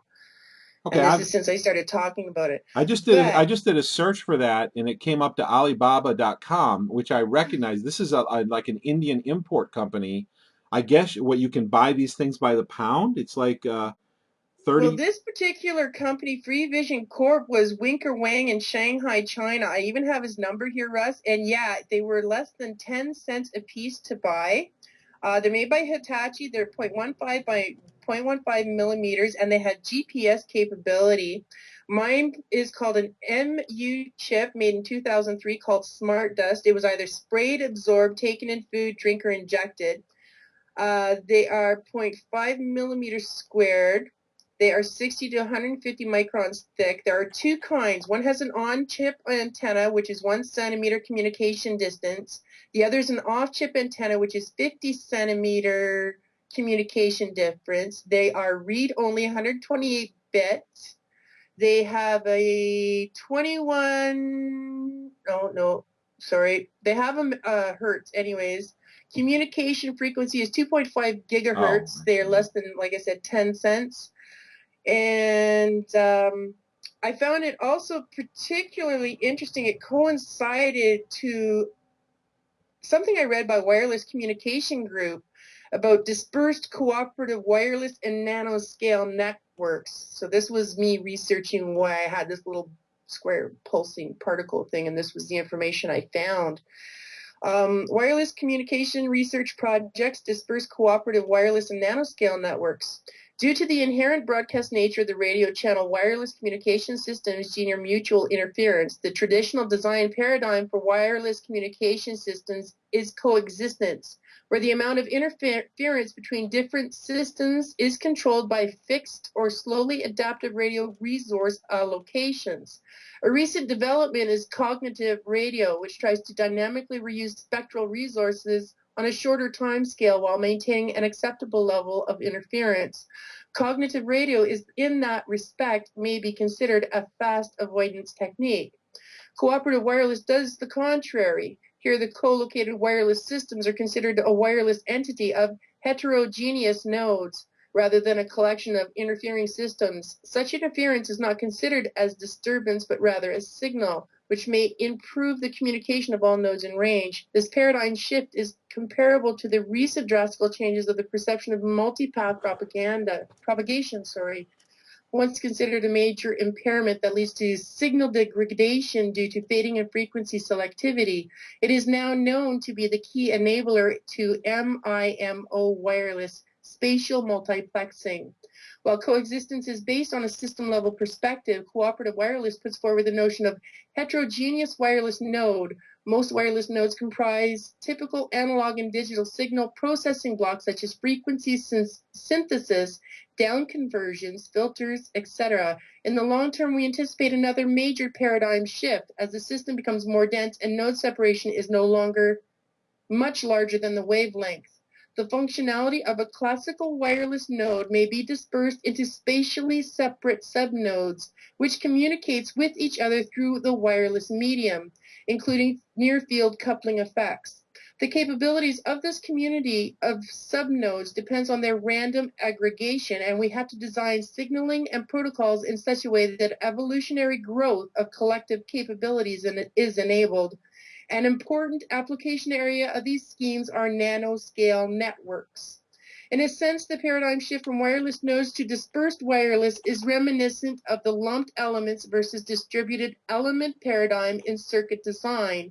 In dispersed wireless networks, the corporation paradigm is extended to the hardware and propagation level. An illustrative example could be a cloud of subnodes which interacts non-linearly with an impinging electromagnetic field, and in this way performs processing similar to a neural network. So that was what I found out about that. Okay, I'm an electronics guy, and that actually makes sense to me. I know what it means, and the implications are that Staggering. the implications are huge because we're not right now. We're networking where we have a node in our house. We might have 2 or 3 computers on our little router, and so we've got a node with 3 computers connected. But what if you had all these little chips? They intercommunicate with each other. So now your internet just transmits your signals from the air from one node to another, so that you literally have tied the whole world together on uh, this ability to communicate, control, monitor, surveil Yeah, everything. well, I understand, Russ, that there's a It's just train somewhere in the UK where all you have to do is touch the window and you can listen to commercials and radio just by touch. It's sending signals right into your brain, you know. And if you think about it, if we're breathing this stuff every day, they're finding new species of life. They're finding hidden places that they never found before, hidden caverns that they found before. How are they finding all this stuff? You know, these deep sea creatures and all this stuff. Like, are we all being oh GPS and they can all monitor us? Was it like there's well, there's so many tangents, so yeah, many that's tangents, a and very I've very learned way too much stuff. You know, like we just don't have enough time in the day to just keep going on. But the Morgellon situation is one name to group a whole bunch of sick people together so they don't have to have any accountability. Because what I've learned with the Morgellon is I have my unique symptoms. You're going to have your unique symptoms. My friend Susan in Australia has her unique symptoms. My friend Marie in Sweden has her unique symptoms. But we all yeah have the same problem. yeah You that's know? true with a lot, like even mercury. I mean, there can be there's over 200 common diseases today. Most common diseases today can be associated with mercury, but depending on your genetics, some people will manifest some will present others. It depends on your genetics. But I want to make clear to people, you found this node, this electronic pulsating node, and I want to ask you what pulsating means, what you actually saw. Um, uh, Coming out of your body. This is right. Well, I took the sample from a sore I had. I had a sore behind my ear and I had scratched it. And, oh, gee, I got gunk under my nails. So I take the stuff and I have a piece of paper because I'm not rich. I'm not a scientist. I use paper for my samples. Okay, so I smear it on my paper and I put my scope on it. Sure enough, there's the fibers and there's little black dots and I see these little squares, which I've never really looked at before because I was more concentrated on the fibers and the material, looking for bugs, right? And as I'm looking at this thing, I'm starting to see like sputter, sputter, flash, flash, sputter, and I'm like, what is that? So you I'm mean it's thinking, well, giving? maybe it's Are you saying it's giving off light? Is that what the sputter yes, is? it's giving off electrical impulses, So and you can see them. you see the Uh, light. So flashing, kind of like a little LED. Yeah. I Was it? recently watched the movie Gravity, and when you're looking at the Earth, you can see a thunderstorm, and you see the little lightning in the cloud and how it spurts and stuff. That's the image I get, a really small level. I can see these little flashes of electricity sparking.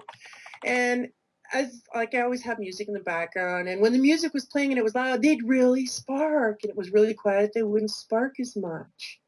Sometimes as I was videotaping them, I would talk and then they'd really get all lively again. I was finding black ones, gray ones, yellow ones, reddish ones, but they're all squares. And Wow. they're very, very minuscule. I can't get them very clear because I have just a cheapy scope. But Okay, so I'm they're finding clearly so many artificial because of the different fact that they're materials. squares. They're clearly artificial. Yeah, that was my first thing. How can that be square? Nothing natural is square in my body, and my blood sure doesn't look like that. I've used a microscope before. I know how to use one. Wow. This is nothing I've ever seen before. Wow. And like I had a biopsy. How can they say this is unknown irritant? How can you not say, hey, something's wrong here. We should check into that. How can you take my blood and not notice that there's stuff going on in my blood and my blood's not normal? How can you just let that go? Right. Right. As I get sicker and sicker and sicker, and you tell me, oh, it's not us, it's you. Yeah. I don't get that. Like, how condescending can you be, and how stupid do you really think I am? You Right. know? Right. I think they You they get know? away with that much too often. We've got a couple people who want to talk to you on a call-in line, but I Sure. want you to talk. I would love to hear about your road to recovery, what people can do to detect this. What's your road Yeah, to I'm recovery? doing great on the road to recovery. It was all my naturopath. She may not understand all about Morgellon, but she understands my body and getting my pH level back to normal. Because if I can get my biology back to where it normally should be, I can fight what's happening How do you do without that? medication. How do you get your pH back to normal? Right now, it's the organic sulfur that she supplies me with. Organic sulfur, her medication, and they're great. Actually, they're really sweet little balls I get, and I put them under my tongue. I sit them there, and they dissipate. That works the best. Right now, my thing is I take 1 milligram sulfur things every day at this point because my face really flared up this month. And she looked at me when she said, "When did that happen?" I says, "Oh, it's been about 3 weeks." "Well, let's just heal your face," she said to me. So we tweaked my sulfur, and this is what it is right now. When I go back and this is all gone, it'll be great. One thing I noticed too with the naturopath that never happened with any other doctor, this is why I'm sticking with her, because I see results, I see progress. From the time my sore started up until I seen the naturopath, I hit my peak, and now my peak is reversing, and every sore I have ever had in my body has flared, but they have not come back. The sores you see now in front of you, the ones on my face and the huge, terrible one on my arm, were old sores that started in the very beginning that never bothered me before, but now they're back. So that's telling me whatever I'm doing is the right thing, because these old things that have been under my skin all these years are coming out. And I feel great. Within, I think, 3 weeks of starting the naturopath and organic eating, my energy came back, my sleeping came back, my back pains went away, my joint pains went away, my irritable bowel, my diarrhea, my bloating, it all went away. Within 3 months, I lost 50 pounds without trying because I couldn't do anything. I was sick. Now, when you say But organic eating, what does that mean exactly? all organic, anything that I found out was GMO and I can't trust anything, I stopped eating everything non-organic. Hmm. I stopped microwaving. I stopped eating anything that was processed in plastic that I didn't know where it came from. If it wasn't free range, free roaming, I wasn't eating it. When I go to the supermarket, there's these little codes on your vegetables and stuff. Remember this: 9 is fine, 8 you hate. 9 is all organic. Nothing unnatural touched it. 8 is all GMO. Now, you're talking about the first digit in that number. That's right. Yeah. Okay. You go to the produce and you pick up an apple, it's got that little sticker on it, and you'll see it starts with a 9 or an 8 or a 4 or 5, whatever. 8 is you hate, okay? You don't want 8. 9 is fine. That's all organic. So that's what I do. And I also, on my iPhone, I have these little apps where I could find out if it's GMO or not. You can Uh-huh. read the barcode, so that helps me out. I've searched out my organic stores. I know I'm in Canada. I have an independent store where they have a specific organic aisle where I can buy gluten-free, all organic, whatever. It is expensive to switch organic all at once. What I did was when I needed something replaced in my pantry, I just replaced it with organic. So it was a slow switch over. And everybody says, oh my God, organic food is so expensive. You know what? It's not, because organic food, you eat the meal, you're satisfied. You're not going for the bag of chips. You're not going for the chocolate bar. You're not going for the other treats that are, in the long run, adding up to more money than you really spent while your body is still in the throes of hunger trying to eat anything it can to get that urge to fill whatever nutrient it's deprived of, because that's what GMOs do. Plus what's really expensive is sickness. So oh, they're making really good money off sick people, let me tell you. In the article that I've got coming out, you'll understand why I'm having a problem with the medical field, seeing as it's all been a lie from the very beginning, and history did prove that. Now, where will people see your article? It will be on Positive Health Online, November the 7th. Let me double check for you. Okay, and what's that? What is that website address? Positive Health. Positive Health Online.com.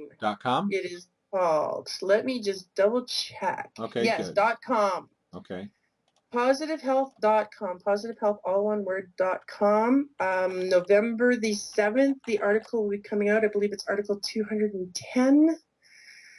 And a lot of, it's not really about Morgellon, my article. It's pretty much all the information that I found in this year of researching to find out what really happened to me and what's happening to us. I finally was able to organize and categorize it from start to end result. And I learned so much researching this in the last 8 months. I really, I'm really impressed with myself, and I learned a lot. And in that learning, from Carnicom's information to get me geared to where I needed to go. And I always came back to his website when I got a little strayed or confused or, excuse me, I always managed to go back to his website to get me back on track. And I just, wow, the stuff I learned. So it's in that article. I just got an email today, actually, from Sandra, my publisher for Positive Health Online. She would like me to do a follow-up specifically on Morgellons, so that's something that will be coming up in the next little bit. Well, other than that, that's awesome. Tell us what. Okay, we've got a couple people. I want to take a couple phone calls, but I want you to finish. What was your road to healing? Go ahead and tell us what you did. Oh yeah, okay. So it's pretty much been following what my naturopath is doing with my organic sulfur. It's the lemon and water every morning to filter my system the best I can. I drink it all day, actually. It's good for me. And all organic the best I can. I know a lot of ingredients are GMO'd, so I'm really careful I don't eat out. Free range anything, nothing processed, nothing in plastic. I don't even use my microwave anymore. My vices are, I still like my iced cappuccinos from Tim Hortons. Bad Tammy. I do break down every now and then for that. But other than that, that's hard. Yeah, it's hard to resist Tim Hortons. One thing. But other than that, I'm doing really good. Like, even my naturopath is so impressed with me. She's like, oh, Tammy, you're doing so good. And I feel good. I look good. The sores have minimized. Like, I can move my arms. I'm looking forward to maybe playing guitar this winter, because I haven't been able to play in the last little while, because you'll see the sores here. And you can actually, I don't know if your viewers can see, but all the scars, they were all open wounds. And you see how my arm moves. Well, these things that are inside, they scrape and they rip across my muscles, and they cause other soft tissue damage as they migrate up and out. So it was really difficult to move. Plus, you got to deal with infections and just the pain itself and that constant pressure from these things. So it was really difficult. But this year, because I made the choice to take the steps to help myself the right way I knew how, the most natural way I knew how, I was able to enjoy my summer. I was able to enjoy camping, fishing, ride my motorcycle, wear my leather and not be uncomfortable, have the wind hit my face and not hurt from it. Well, that's awesome. That changes your life completely. I mean, everything. Health is everything. So you do lemon water all day long, especially in the morning. You're doing organic sulfur from your naturopath. What else are you doing? positive energy. My stress has always been like minimal. I don't live on drama. I can't stand drama. Like been told all my life to keep stress out because I had a stroke when I was 19. I had a heart attack 3 years ago. I was always on blood pressure medications.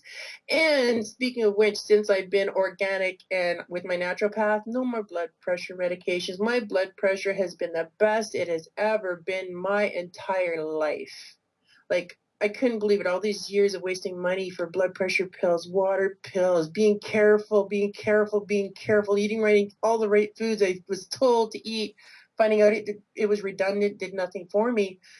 Now in the 8 months seeing this naturopath, my blood pressure is awesome. My weight is awesome. The arthritis they told me I had is awesome. Doesn't bother me. My back is awesome. My sleeping at night is so much better. And speaking of which, sleeping at night, a lot of people have sleep disturbances. I found out, and it's in my article, that our brain perceives radio waves and electronic waves as light. So we need the darkness to release the melatonin to fight the free radicals that kill all the cancer and bad stuff that goes on in our body. So if our bodies aren't thinking it's nighttime and not releasing the melatonin because of the Wi-Fi and the radio signals and all that stuff, it's constantly staying awake. And this is why we don't sleep it good and we're not rested. We don't heal well. And you know That's what? why I love being at the camp. I didn't have any of that. I was in a drop zone, no hydro, no water, no cell. I loved it. And yeah, exactly. And you know what I will tell people too? I have chemtrails take away my ability to go into deep sleep modes. They make my mind race, and I cannot. So I wake up feeling tired every morning. I take melatonin supplements. I take tryptophan. Those are the two things that work for me. But your body gets used to melatonin, so you can't do it every day. I kind of have to do it in spurts and then go for a little, go for the rest of the week without it. And then if we have a bad spray night, I kind of know when they're going to spray bad. I know enough about the patterns, although they've mixed the patterns up in the last almost a year, 6 months, 8 months now. I used to know exactly what they were going to do. But anyway, so yeah, sleep is a real issue for a lot of people today. It's a big issue for me. And so melatonin can help with that. Are there any, now you've got organics, organic sulfur, lemon water, you've gotten rid of all the GMOs. Isn't it amazing, like I said earlier, how so many things end up coming down to just a few simple things, whether they're Well, poisons that or was the whether. thing, I was going to all these sites getting all this advice. People saying, you gotta get the colloidal silver, you gotta get this. I am broke. I lost everything. I fill in the cracks. I don't get disability. I don't get medical insurance. I don't get compensation because I have an unknown disease.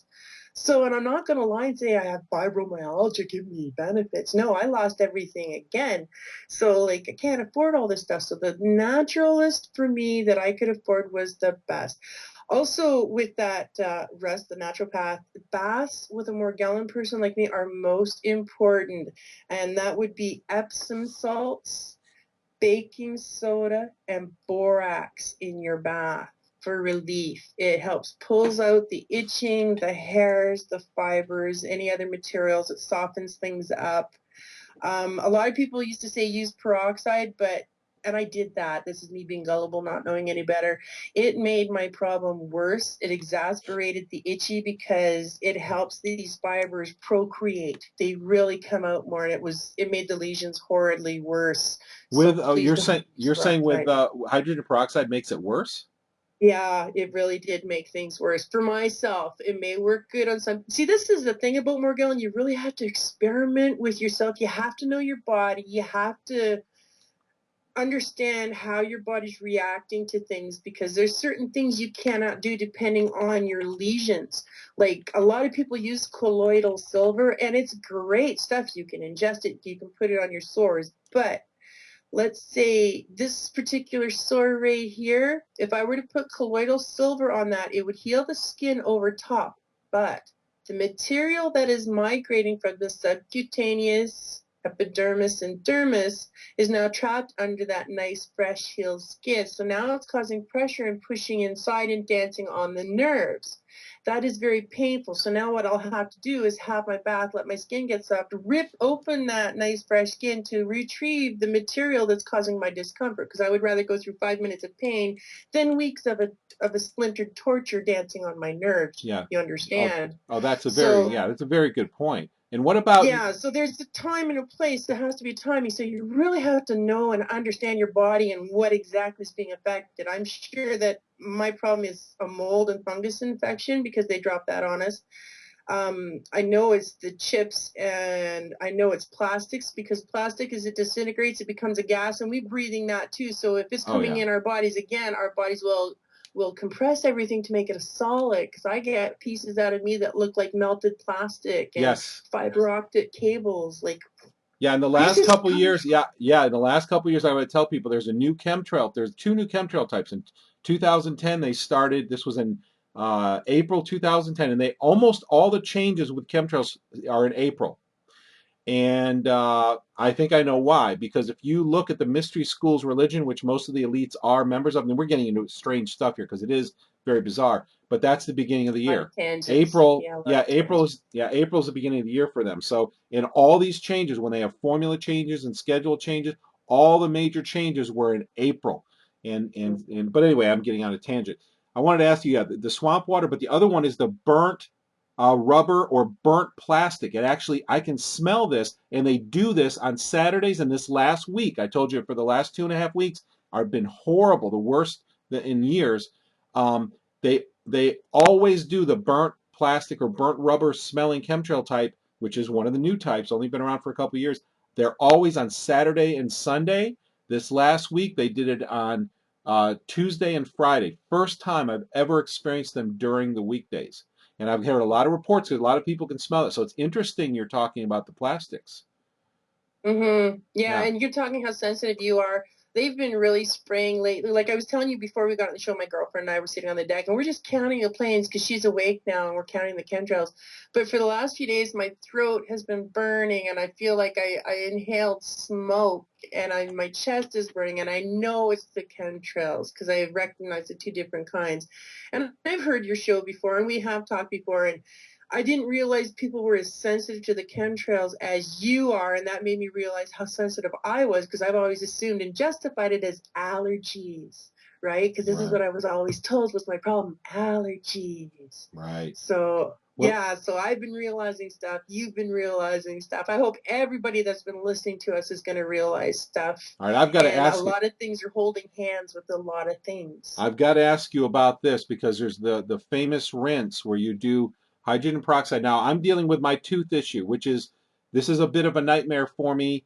Yeah. Tooth problems, and it's so frustrating because my oral hygiene is great, and it's Mm, just attacking my teeth. And I, like I said I earlier, hear ya. I've got it at a standstill now. So I've made progress. I'm researching every bit that I can because I've got to overcome this. I've got to fix this because Yeah, I can't go I through hear this ya. in my weakened state. I can't go through this. I want to ask you the wash with the red wine. I have done the red wine in the hydrogen peroxide wash, and I have stuff coming out like you see in the pictures. Now I don't know because I haven't done enough research yet. But do you think it's good to continue that to keep getting that out, or is the hydrogen peroxide feeding it? Do you have Some any people idea? do continue doing it. I think it's going to be your own individual choice. There is so much misconception out there, Russ, and yeah, the peroxide thing, I really don't know. I know It I don't use didn't it work for myself you. Yeah. because I don't like how I feel from it.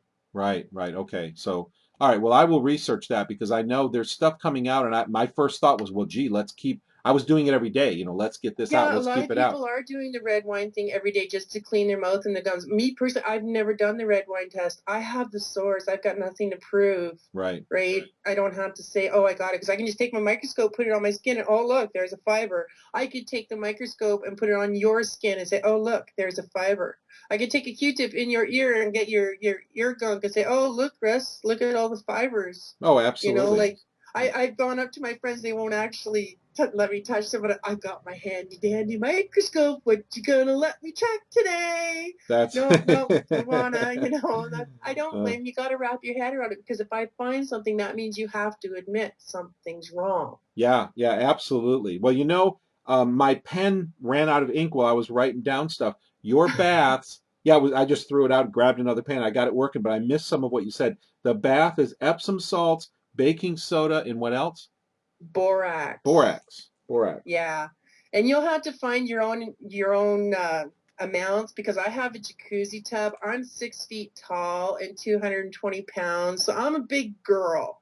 And my amounts are going to be totally different than what you would probably use, but it's going to be your own individual thing. Because if you get too dry and itchy, you use too much Epsom salts, or if you feel too slimy, you possibly use too much borax. But this is what I do. It makes me feel good. I love my baths. I'm having baths at least once a day, sometimes twice a day, depending how bad my sores are. Mm-hmm. Remember, if you do start detoxing or whatever, the Herxheimer process is deadly. If you are doing something and you don't understand it and you're killing off bacteria, viruses, and stuff, these little bodies are going to clog your brain, your heart, your endocrine system. That's our filtering system, and you can cause serious damage if you don't know what you're doing. This is why with me it's been a slow process. With my naturopath, it's the organic sulfur first with the lemon and water. I do my baths, and when my body gets strong enough, we go to the next level, because this Herxheimer process can kill if you don't know what you're doing. Right, right. That's a Yeah, and I very don't good point. expect an instant fix. This will never be an instant fix. It took me so many years to get to this point to finally recognize Yeah. what happened, that it's like 8 months, and I'm so impressed with how well I've done over the 5 years of previous so-called professional medical health, Well, we've you know. Oh, absolutely. I've spoken with so many people over the years who have gotten rid of their diseases after 5 years of going from doctor to doctor. I'm not knocking doctors. I actually come from a medical family, Yeah, so I've lived in the whole medical environment. It's unfortunately so many of the ailment cures have been written out of the medical literature. The pharmaceutical companies have destroyed or are destroying modern medicine, I believe. yeah, They're looking after money and not after the solution. But we've got people have just been lining up on the console here. It's amazing. I want to ask you one more thing, and I want to remind people that in Jamestown, and I don't know if other people are, if you're experiencing this, you may want to pay attention. In Jamestown, right after the spraying started, that was Jamestown, New York, where I lived for several years. I was actually born there, but I moved out of there when I was young, and I love the place. People are so wonderful. I probably would live my life out there if they weren't spraying so bad. But they started spraying so badly, and at the same time, and I'd never put the two together. And it's so funny how we all have blindness in our life, and it slaps us later on when we look back. We're like, how did I not see that? Now, what happened with me is for those who just came on, and maybe the same thing's happening with you, is um, I would feel like I'm getting bug bites, and yes. it never has happened to me before, but it happened. It just daytime I'll be working at the computer, nighttime I'll go to bed, lay in bed, I'll feel like I'm getting mosquito bites in bed, and Yeah, I'm like just something's landed on you or a spider's walking across you or yes, and something. I mean Well, yeah, I'm glad you brought that up, Russ, because this is what I figured that is. Because I remember that crawling sensation, that smack and the bug that landed on me, and nothing is there. And it's dawned on me, because I still get the feeling every now and then. But what it is that's the only thing my brain can relate that sensation to in its life experience on this planet, is a mosquito landing on me or a bug crawling up my skin. Because that's the only sensation it can relate it to for something that is affecting the nerve. Because something is really affecting the nerve. oh yeah, Yeah, and that gives us that itchy bug crawling sensation, and then we start itching it, scratching it, trying to relieve the itch that never goes away. It's like, well, nothing's there. Why is it itching? And then you get soft tissue damage. You go to the doctor because, oh my God, I'm itchy. I'm itchy. Why am I itchy? Mental problem. right, right. And first off and foremost, that practitioner has no right to say you have a mental problem when that is not his expertise. So he should not be prescribing mental drugs, and he should not be saying, oh, you have a mental problem. He's not qualified to make that diagnosis. So who is he really?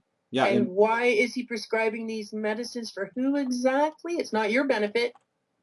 yeah, and by the way, that's why Dr. Hal Huggins named his book "It's All in Your Head" about amalgam fillings, because the early diagnosis for amalgam fillings were psychological. They were saying it's in your head. Your Yeah, spinning yeah, thoughts, your fatigue, your anger, your panic attacks, your fear, your all of right, these right. things makes you feel anything related to fear. You could feel jealousy. You can feel Mm-hmm. suspicious. You feel hyper. Your mind spins. You can't remember anything. You feel your brain can't shut down. That was my big problem between 1995 and 2000 when it had accumulated. It's like your bucket is filling up and overflows in your Yeah. blood. What happened to me is my sleep problems got so much worse. 2 hours to get to sleep because my mind would just spin. I could not shut my mind off. And we know now one of the mechanisms is because it blocks your GABA, which is one of your neuroregulators. I mean, there's probably other things because mercury reacts with sulfur, and sulfur is involved in almost all protein metabolism. So mercury is just pervasive in the body, but that may be Mm-hmm. one of them. So, and they were saying it's all psychological. But we do have some people want to ask you some questions. Can we take some Oh, calls? yeah, absolutely. Heard it all. All Looking right. forward to more. All right, let's do it. Hi, caller. Are you on? Yep, I'm still here and I'm awake. Well, good. Yay! We're Thank you good. very much. This is Lynn in Maryland. And I now have like a zillion things, but I just moved a book away, so I'll let that one go. Actually, let me look at my notes because I had to take notes. Okay, sure. First off was the whole Internet of Things, you know, how everything's connected. I ran across an article on a scientific site about modulating frequency on visible light. Yes. So it gets better and better all the time. Yes. You know, when you were talking, and then when you actually said that you were having trouble with blood pressure and everything, I was like, well, that answered that question. Because I was wondering if you'd happen to have your homocysteine levels checked. Because, and it's just my theory, but I think that a lot of us have problems with B12. And often then our homocysteine levels get high, probably because our gut's a mess and we're not absorbing B12. Yeah. But Right. the thing that popped out is when our homocysteine levels are high, you know, people end up with kidney damage and things like that. They have problems with their veins and arteries. So those specks of dry blood. Yeah, this is one of the things that Dr. Haley pointed out is that autistic children, for almost all of them, cannot convert cobalamin, which is B12, into methylcobalamin. They can't methylate B12. And because they can't methylate B12, they cannot process homocysteine. And because they cannot process homocysteine, see, this is the domino effect, they cannot efficiently make glutathione. So these children are low glutathione, and because they can't make the glutathione, they have low glutathione levels, they can't get rid of the mercury and other metals. And he put, yeah. Isn't there, and I actually don't know about this because I don't have trouble with methylation. In fact, I inject methylcobalamin. Yeah, I take it too. I have it compounded. But I know that there's something you can do, and I don't know, you know that, and you all are the nutritionists. So, but there's a way to first straighten out your body's ability to methylate things, and then you have a better capability of processing the methylcobalamin. But also, I was thinking about, well, if you don't have the methyl problem, like methylfolate with it, because you don't need a lot of methylfolate, but oftentimes you might get a little skewed. But I had several things. One, I will recommend a book. I just love this book because I had spent, Lord knows, how many hours researching my own B12 deficiency that I knew I had, and I had 12 doctors tell me I could not possibly have a B12 problem. And I knew that's what I had. I knew it wasn't Lyme. I knew it was B12. I mean, classic case. Whatever happened to listen to your patient? Yeah, well, 12 of them. 12. Oh, you don't know what you're talking about. No, could you pick me up off the floor while I'm here? At least give me a B12 shot. And you're never getting another one when the blood test came back and I had all this B12 in my body. Yeah. Like, I don't care. I'm telling you. But anyway, after I had spent hours doing research and, you know, all the medical journals, and I had my information, I came across a book that had all the information that I'd researched. And, you know, isn't it funny how those things work out? And she's actually, her and her husband have written a second edition. It's called, and it's an inexpensive book, like on, Amazon or whatever. Could it be B12? An epidemic of misdiagnosis. And actually, Rose, I was thinking, I think you said something about your mom had dental work and then she was so sick. Or if you get anesthetic or nitrous, it blocks your B12. That's why a lot of times older people, when they have surgery, they end up then demented afterwards. And it's not because they didn't get oxygen in the surgery or whatever. It's that their B12 levels dropped too low. That's right, and that's like I think it's called doxycycline. I'm going to look it up right now, and a couple of the antibiotics cause real bad reactions with children, and this is kind of doxycycline, tetracycline. 1974 study showed people wearing contacts using mercury-based contact solution got red eyes when taking tetracycline because of the high toxic interaction. And doxycycline is a related antibiotic. Antibiotics that increase the activity of glutathione reductase, streptomycin sulfate, gentamicin sulfate, needlemycin, tiocoplanin, I'm butchering these a little bit, a couple other thiophenol, a couple of these block your glutathione production, and for years the doctors didn't know. They were like, oh, they're just allergic to these antibiotics, and it turns out that really the antibiotics were blocking the production of glutathione. So their blood glutathione levels dropped, and all of a sudden they had an outbreak of mercury symptoms. But not only that, doctors have done gastric bypass on patients and just said, oh, just take this vitamin B12 once a month. You don't have an ileum. There's no way they're ever going to absorb B12 in their gut.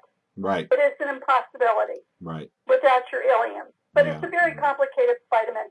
The woman who wrote the book, her name is Pachalak. P is in Paul, A, C is in Charles, H is in Henry, O is in only, L is in Lynn, O is in only, K is in Keith. And her husband, who's a osteopath, is Stuart, Stuart. And I'd recommend the second edition. And it's got everything in it. It's got the best appendix in the back. And actually, I bought books, and I just started taking them in with me to doctors and leaving them with them. And that's actually because in the back it tells you exactly how to write the prescription and everything. Now, the other thing, though, okay, so there's that. And if nothing else, you can always suck down like Jarrow sublingual methyl B12. And actually, that's how I was convinced that's what was wrong with me, because I actually got to the point where my hand was almost paralyzed. And a friend who's a nutritionist said, oh, my daughter doesn't want these here.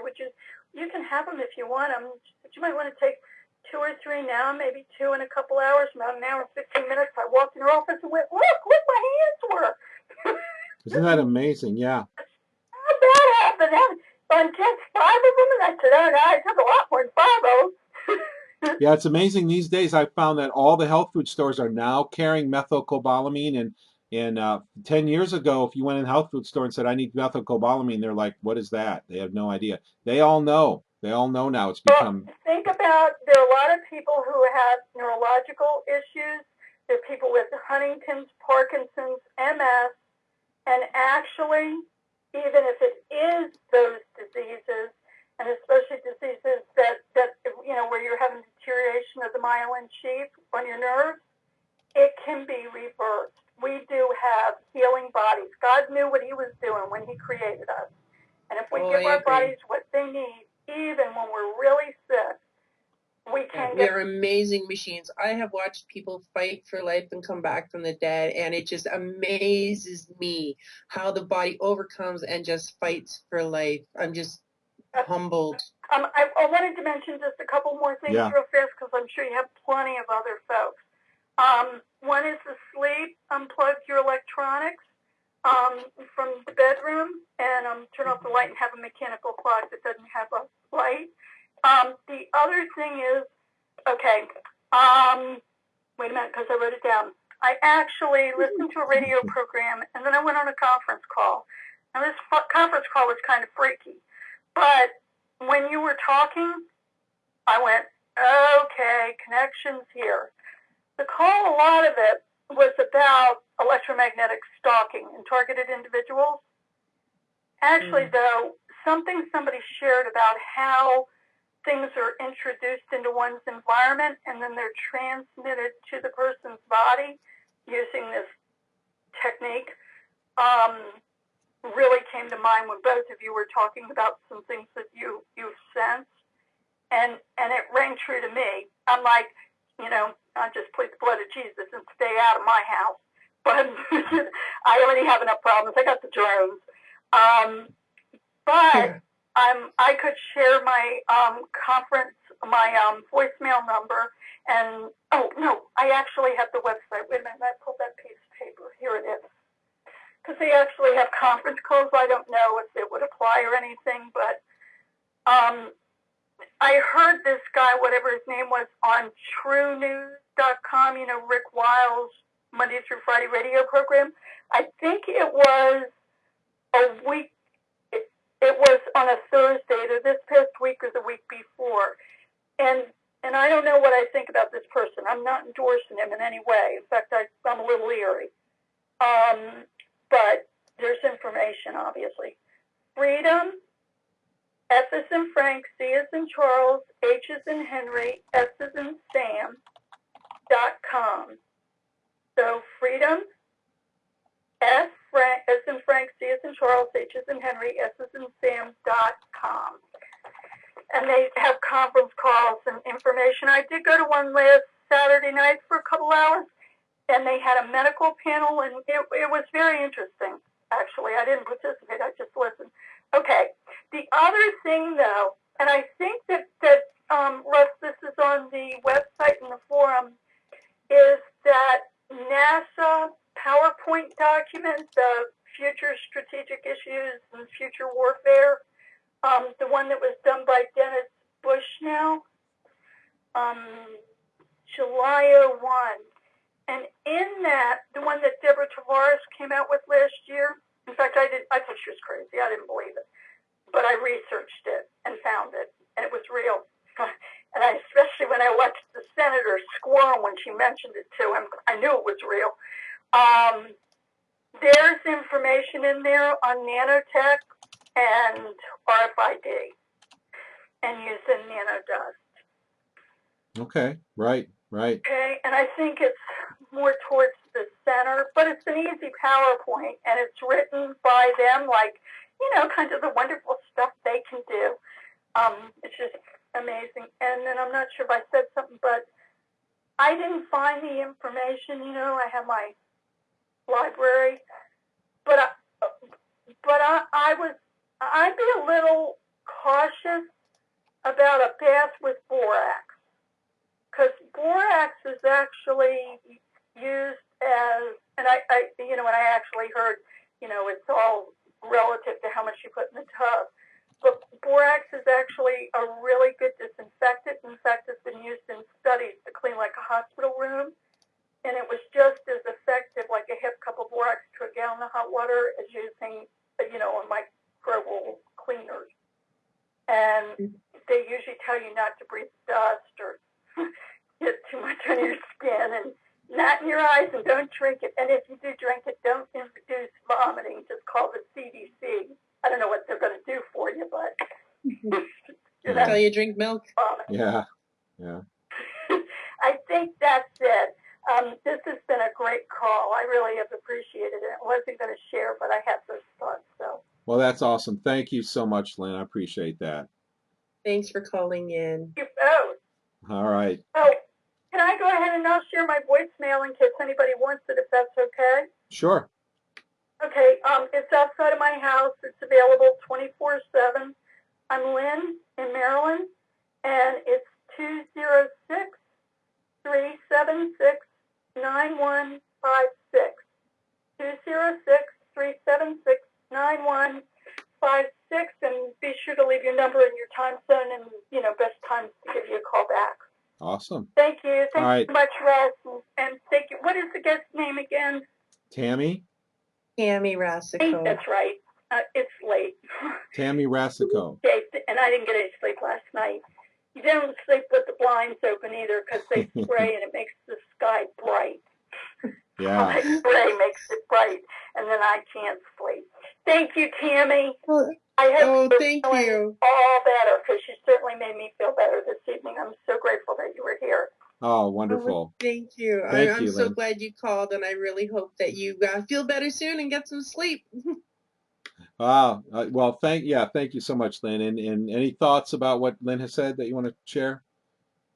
No, she covered pretty Okay. much some really good stuff. Yeah, nothing to add to that. She did well. Well, good. Yeah, she's very good. She's very thorough. Somebody on the we got another call I'll get to in just a sec. Somebody on the chat said, "I have the best MSM sulfur capsules." Well, actually, before I get to that question, somebody mentioned I get the biting sensation occasionally, and there's nothing there. Never gave it much thought until now. That's exactly what happened to me. I can't express them.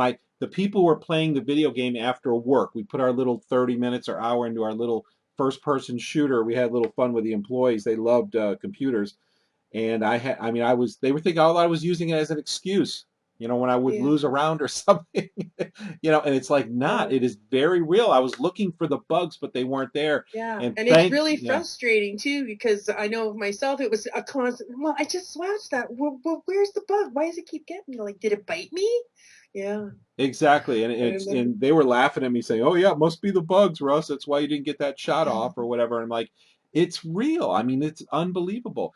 All right, well, somebody. Or that's walking into a spider web feeling, and there's no spider web. Yeah, exactly. So it's just kind of surreal. But somebody on the chat room. That's just me thinking that's the only thing our nerves can relate the sensation to in our life experience, because they've never experienced anything like that before. Yeah, exactly. But there's something going on in the nerve. There's something going on in there, and I am going to battle now. Now that I've put the pieces together. And thanks to Clifford's lecture last week. Yeah, 2 weeks ago, I believe it was, because I was listening on that. And yeah, he hit everything. I learned a little bit more that day. And I was in the chat room that day, as a matter of fact, adding my 2 cents every now and then. But I can't believe he has got to be the epitome of the perfect human being concerned for all of mankind. He is your perfect citizen who is concerned. The amount of time that the man has spent trying to save you, me, all of us, the planet, wow, beyond humbled and honored to even have been able to talk to the man and say, thank you so much for everything you've done. Yeah, his life has been dedicated to this cause for a long time now. And you're right, it was September 30th. It was 2 weeks ago.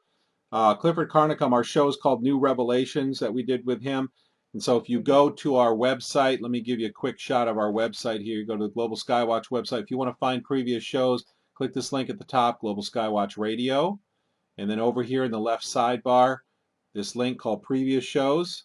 Just click on Previous Shows. And we have a whole list of shows we've done since 2012. December. You've had a few shows with Cliff on there too that I was able to catch, and they've always been good shows.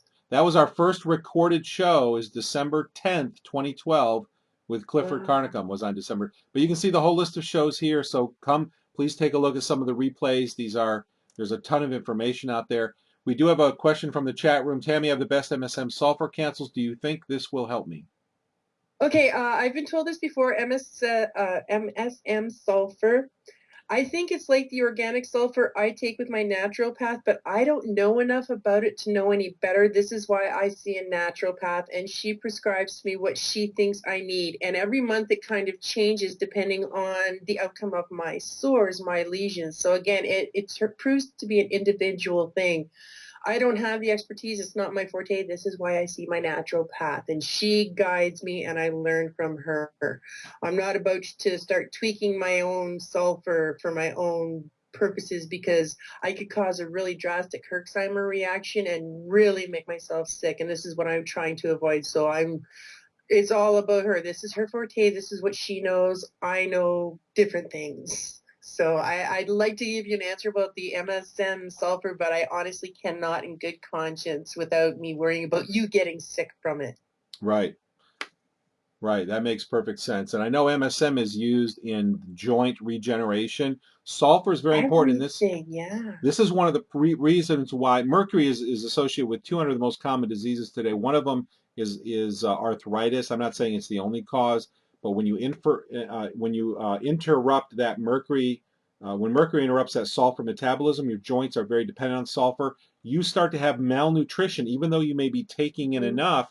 It's not getting utilized because mercury is binding to sulfur. It also binds to selenium. It also blocks vitamin C. It blocks magnesium. It blocks selenium. So it's negating all these essential, vital nutrients that you need That's for your right. body's survival. Yeah, That's you right. get a proper balance, and it's negating everything our body needs to absorb. This is what's happening with the GMO foods as well.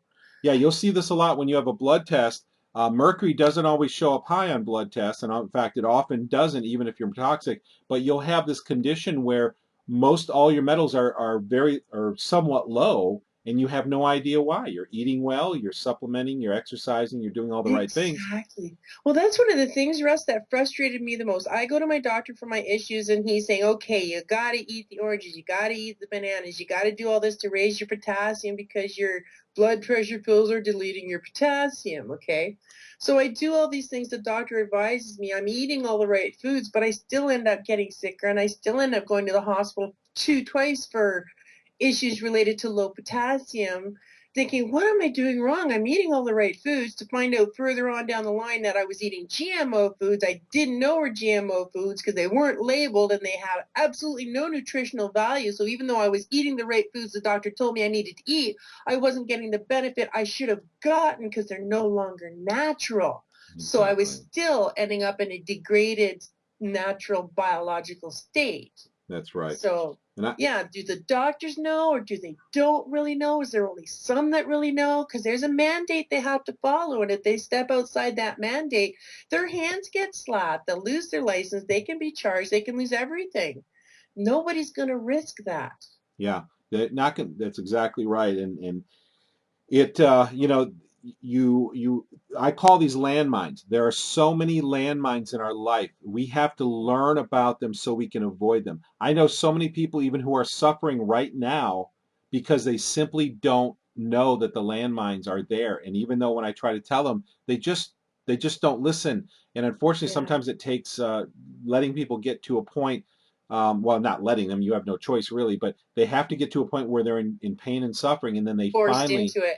then they'll finally start listening and say, what did you say about that? What do you know about this? And then they'll start listening to you're exactly right, Russ, because in my home I have a 13-year-old son and I have my boyfriend. And even though they see what I'm going through, they know what I'm going through, they know what I've researched because I talk, I'm going to let them know because I'm trying to save them too. And they still go out and they buy the Vachons and they're buying those monster drinks and they're drinking that Gatorade. And I'm like, what are you doing? You know better. And they're like, but it's good. Yeah. What? Like you're not getting it? Like you just can't wrap your head around it? Like what part of me explaining this to you are you not getting? But they still choose that over what's better for them. And I'm not going to force them. It's their choices. I have to accept that. Even though I cringe, I have to accept that because there is going to be some time in their life where something is going to trigger that and they're going to come back to what everything I've done and it's going to be like, oh, the epiphany just hit. Mom was right. Right. Yeah, so I wait for that day. I put that little seed of information and someday that little seed is going to start growing. And depending on how fast depends on that uniqueness of that individual. Can't be pushed, has to be grown on its own. And most people, you've got that conspiracy theorist in your family, you've got the health nut in your family, you've got that person, and the reason they're nagging you, maybe they're nice, maybe they're maybe you're tired of hearing it because they are brave enough to do the research and face the truth, and they love you and care enough about you to speak up. Yes, I am so glad that even though it's been a really hard journey of discovery and a lot of people thought I really was walking off the deep end, I have persevered. I've stuck through it, and people are seeing my vision now. They are understanding where I'm coming from. People are asking me questions now, and I'm surprised at how many people get it, and I can actually have a normal, reasonable conversation with someone who understands it. You know, and I'm actually surprised at some of the things some people will tell me that I wasn't aware of them. And I get so impressed, like, my God, people are really waking up. Like, Yeah, it may not be exactly what I'm covering or my forte, but they all overlap and they're all getting it. that's So right. people are aware. Yeah, that's right. I call these entry points, whether we're talking about fracking or smart meters or mercury amalgam fillings or vaccines or any of these GMOs, any of these subjects. When you start learning about them, you will eventually start learning about all the other things Yeah, too. they overlap. They hold hands. That's right. They really do. Because I never thought in a million years my problem, my syndrome illness would make me learn about chemtrails, fraudulent vaccines, Agenda 21, Georgia Guidestones, all these awful, horrid things I never thought I would see in my lifetime that I would read in a Spider-Man comic book or something, you know, like, holy geez, there really is a villain out there. Yeah, But where's the super people, you know, oh my God, we're the people. yeah. We're the ones that have to stop these super villains. But if you're not awake, you're not going to do anything. And that's the worst crime ever. That's right. You know. That's absolutely right. We cannot be uninvolved, because if you're uninvolved or uneducated about this, you're going to step on a landmine eventually, and you're going to wish you didn't. We have a caller on the line. Caller, are you there? Yeah, hey Russ, how you doing? Good. How are you? Good. This is Dan Cherry, Rochester. Hi, Dan. What's on your mind Hi, tonight? Dan. Hi, Tammy. How are you?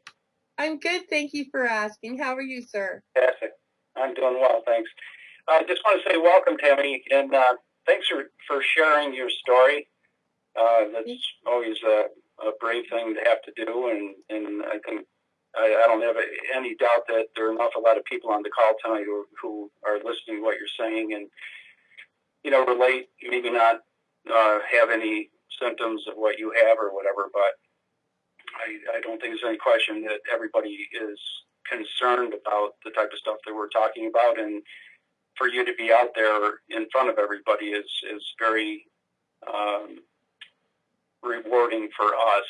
You know, I don't have the symptoms you have, although I do have, you know, some of the stuff that you guys are talking about as far as the, you know, feelings of bugs biting or whatever and that kind of thing. Yeah. I happen to be working, as a matter of fact, with Clifford Carnicom's Institute, and it actually, Russ, this whole thing came about. Thank you very much, by the way. You know, it wasn't a couple weeks ago.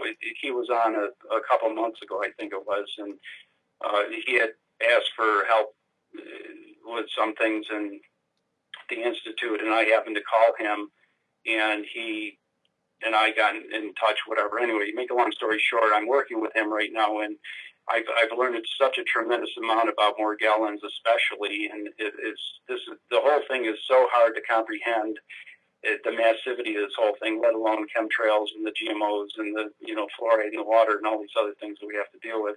So anyway, I just want to throw out just a quick couple points, but I do have a question or two for Tammy. And just real quick, Tammy, you had mentioned about the people telling you that you needed potassium. I researched some of that stuff, and I did come across the fact that bananas are actually something like number 58 on the list of potassium volume, you know, that you can get from foods. So it's funny because we don't actually get told the foods that will give us massive amounts of potassium. We're told something that's way down the list. So that was just kind of funny that you brought that up. But anyway, just real quick, if I could throw a couple of points out. I wanted to say that I'm fascinated with what's happened to you, Tammy, not in a positive way, of course, but the recognition has to be out there that we all have these fibers, okay? Some are more progressed than others, right? Some people have them worse than others. And an example is your situation, Tammy. Somebody else in the limelight, if you will, was a guy named Billy Koch. who was a baseball player, and I remember baseball player, yeah. His whole family was affected.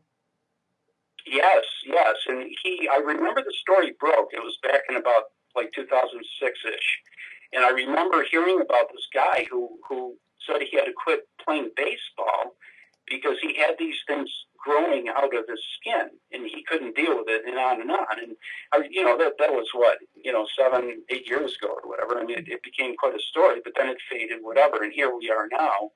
And I wanted to throw out a point here that I'm not sure that was covered relative to what you guys were talking about. But as a matter of fact, red wine. The red wine test that we can do to swish around in our mouths and that kind of thing, and spit out. You generally, I guess, want to do it into a white coffee filter, so you can see the a white coffee filter. Yeah. Right. Well, yeah. Well, that's the red wine is not just for the test. Okay. What's being found, according to Carnicom, and I sit on staff calls every week, whatever, and I by no means am I in authority, but my understanding of this stuff is that these fibers are partially inorganic and partially organic. So they're non-living, but they're living at the same time, which is an incredible oddity that we really haven't seen before. Yeah. That's what's really scary about this stuff. So the red wine, for some reason, is something that we can ingest. Okay, this isn't just to swish it in your mouth and have a test done to see if you have Morgellons fibers. You can actually drink organic, especially organic red grape juice, as well as certain types of red wine that have a chemical, and might be sulfur, that you alluded to, the sulfur part of it, whatever. There's something in these things that gets the fibers, which again are partially living and partially non-living, whatever, but they apparently have low-level intelligence within the fibers. Now just to interject, Carnicom said they were the substance that binds to these fibers is called anthocyanins, and they're actually produced in the body. They're the precursor to that is proanthocyaninogens, which is pretty commonly known, but just if people are looking for the chemical name, anthocyanins, I believe, is what he said they were. I think you're right. Yeah. Go ahead, Dan. Yep. Yeah. Well, anyway, the fibers. What Carnicom did, and Tammy, you alluded to this. The guy is just absolutely amazing. I had the remarkable opportunity last staff call to have the staff call cut short, and people dropped off the call, and all of a sudden it was just me and Clifford. And I said, Clifford, can we talk for a while? And he said, oh my gosh, yes. He's such a gracious guy. I talked with him for about 3 hours until about 2 in the morning here Eastern time. He's I'm out in so California, jealous. Idaho, I would love to talk to the man. The conversation I had with him, I asked him right off the bat, I said, can I ask you anything I want to? And he said, sure. And I got to ask him everything that I would think of somebody as at a level where he is, being internationally known and as intelligent as he is and whatever. And the talk was just phenomenal. Just gave me that much more respect for him, and et cetera. Anyway, one of the points, again, real quick, it's just, I want to throw this out because it's just phenomenal to understand for maybe the listeners who are out there. This Morgellons thing, it's not just the disease, it's not some just skin lesions. It's not these things. And by saying that, Tammy, by no means, I'm not downplaying where you're going, what you're going through, and that kind of thing. By no means, I have the utmost respect for, again, what you've gone through and your struggles and the strength you've had and the fact that you've been strong enough to come out in front of us all and help us potentially with things going forward. But one of the things I didn't hear brought up was that the fibers that have been tested, where Carnicom went from an early point going through the stages coming up to where we are now, he tested certain types of things against the fibers. He looked at the size of the fibers, the thicknesses versus spider webs, because people were sending him these clumps of things saying, hey, check this out, this is bad. And he would test it. He'd say, well, it's not fiber web, the spider web. He'd test it, saying, well, it's not a carpet fiber. It's tested. It's not this. It's not that. And anyway, one of the tests that he did that is just absolutely phenomenally important from my standpoint to understand was one of the things that he did with some of these fibers is he applied a blowtorch, okay, which presents an intense level of temperature to these fibers. And the fibers that he tested that on did not burn, they did not melt, they did not move, they did not curl, they didn't do anything. And that's something that we have to look at that and say there's something incredibly wrong with the fact that these things were not affected by the level of intense temperature. I don't know what the temperature was in a blowtorch, you can only imagine, right? So anyway, the fibers are being found to be inorganic and organic at the same time. If you were to pull carpet fibers out of your carpet and look at them, right, just like the pictures you can find on Google or whatever, you know, they're long, stringy things, whatever. And what's being found is the outer coating, they're like tubes. They're like hollow tubes. And the outer coatings are inorganic materials that up to this point, from what I understand, we don't know what that material is. It's not anything that scientists have seen before, tested before, whatever. And down the centers of those fibers is where there's genetically modified DNA and other living types of structures, including the desiccated blood that you alluded to, Tammy. And that's where the living part of this is going on. And one of the things that was found was in a test, and I believe Carnicom did it, he had taken fibers from somebody's body, and he had put that on a microscopic slide, and he looked at it and said, oh my God, there's something wrong with this, whatever. Then he put the slide up on a shelf for a couple months, and he went back and got it and said, you know, I want to look at this thing again. This thing had actually grown in size. Now, these things are supposed to be just fibers, and we look at, you know, you read up on the Morgellons, you see pictures, and you think, oh my God, these fibers, we're not looking at the fact that these are alive. Okay, there's a dead aspect, the inorganic side of it, and yet there's the organic side of it that's actually, again, genetically modified, and it's alive, and it grows, and it moves, and it twitches, and that's where we get these sensations of feeling like we have bugs biting us and whatever. These get under the skin, and like you said, Tammy, the lesions from, again, this is just what I'm starting to understand, is from certain things within the body, and I think you hit the nail on the head, and it's wonderful that you brought this point up. There are things, not just the body's own defense systems, but there are things that we can ingest, nutrition-wise, the organic red wine and red grape juice and that type of thing. There's certain things that these things don't appear to like, and they do have low-level intelligence. These things are able to communicate with one another, and it may very well have to do with the antenna systems that you're talking about with cell phones and on. So this really obviously is huge. It's electrical impulses. I just think it's just communicate phenomenally important that you've brought these points up. Yeah, thank you. I'm glad you have a really good understanding about that. As for the communication, it was what floored me the most was when Carnicom did the magnetic test and these filaments changed polarity. Nothing in nature will think, adapt, and change polarity like that. So that is what really had to wrap my head around that part, because yeah, it is thinking.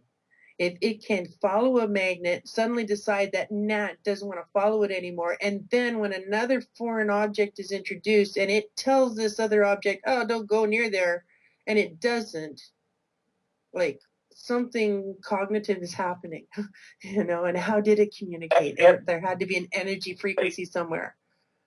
Yeah, well, some of these apparently are considered leaders. And theirs follow the leader, right? There's certain types of these that are looked at as being, the more intelligent or whatever, and being followed or whatever. And so again, Russ, I'll tell you, this is phenomenal. You had this show. Thankfully, there are people out there who are understanding this. And again, the point that I guess I'm making overall and you brought it up, Tammy has, and obviously Carnicom has, this stuff isn't just fibers that we happen to ingest, and that's it. They just happen to be in us, and they all of a sudden pop out our skin, and we say, "Oh dear, that sucks." This is really a genetic modification of our bodies toward transhumanism and that kind of thing. And anyway, I had just one quick point or two, and then I did, Tammy. I have a couple questions for you, if you don't mind. Oh, absolutely. The fibers that I've come in, and Russ asked this earlier, and there wasn't an answer a whole lot that came from you. Not that, I think you just missed it more than anything. If I could bring it up again, he had asked you where you thought maybe the fibers came from, that kind of thing, and from what I've come to understand is there's no doubt that these fibers are coming from the sky. But I read a story a couple weeks ago about a whistleblower from Monsanto who had gone to work for Monsanto, and he was, a real high-level Harvard grad in chemical something or other, some real high-level tech type of situation.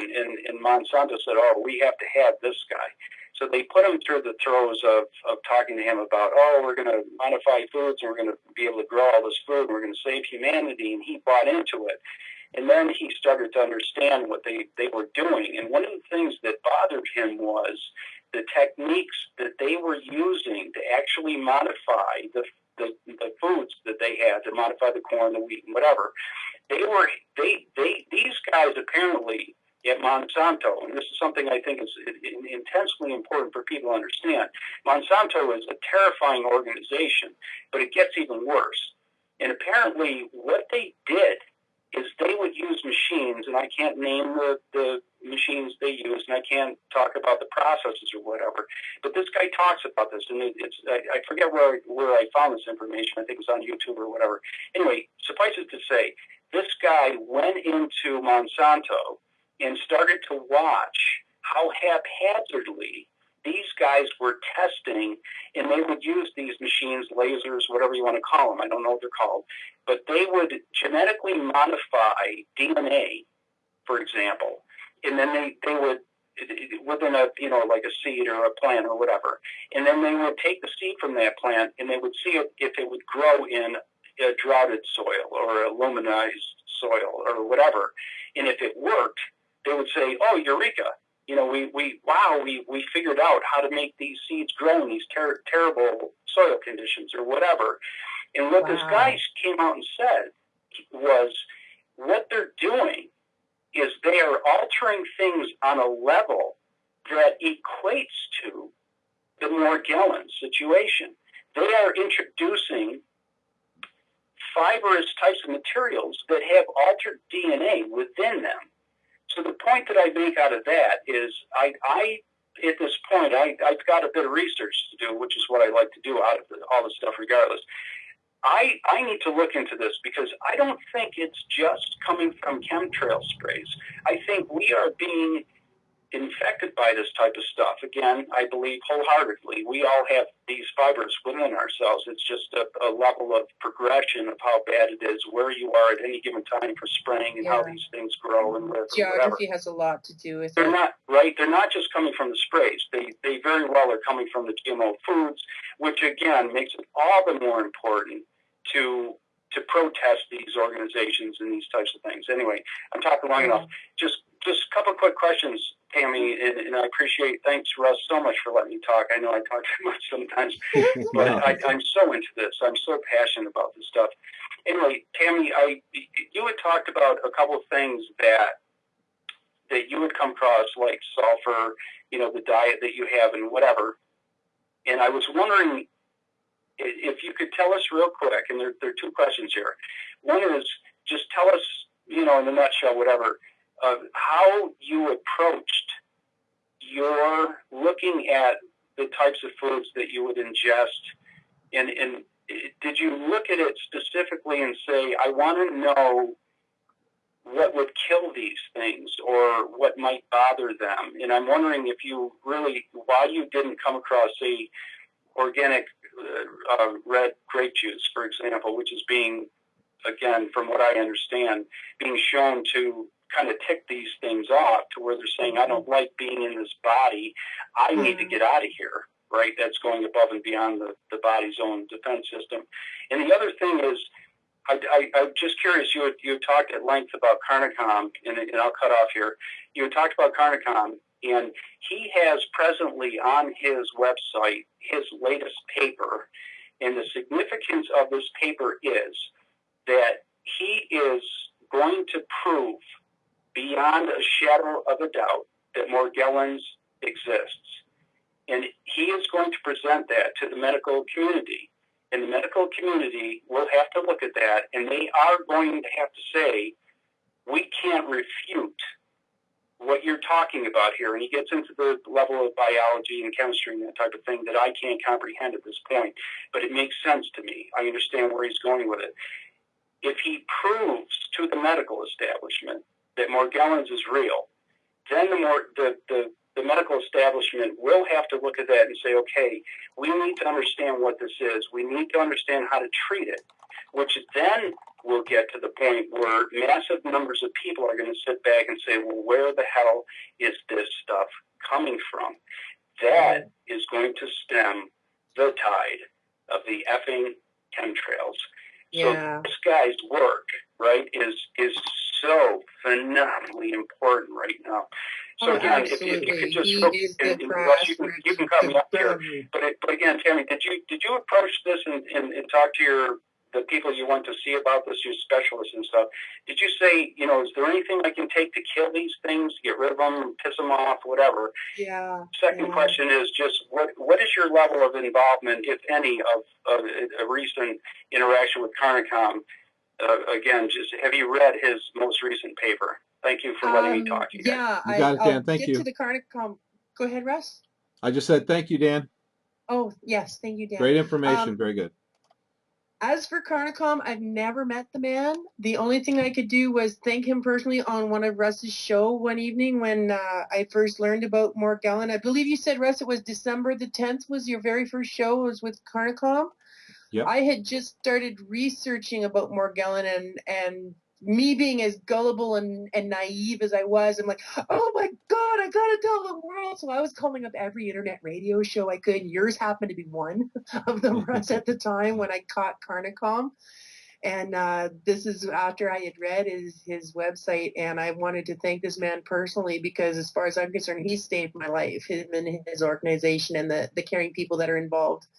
As the gentleman that is called, because without these people making the groundwork, we would not be here now. We would not be recognizing and realizing what is going on and breaking ground, because I consider me and many of the other victims of this syndrome we call Morgellons to be kind of ripping the path through for the ones that are going to be following behind us, because there will be those following behind us. Even those listening now are realizing, oh my God, yeah, I'm feeling these sensations. Oh my gosh, yeah, my teeth are chipping.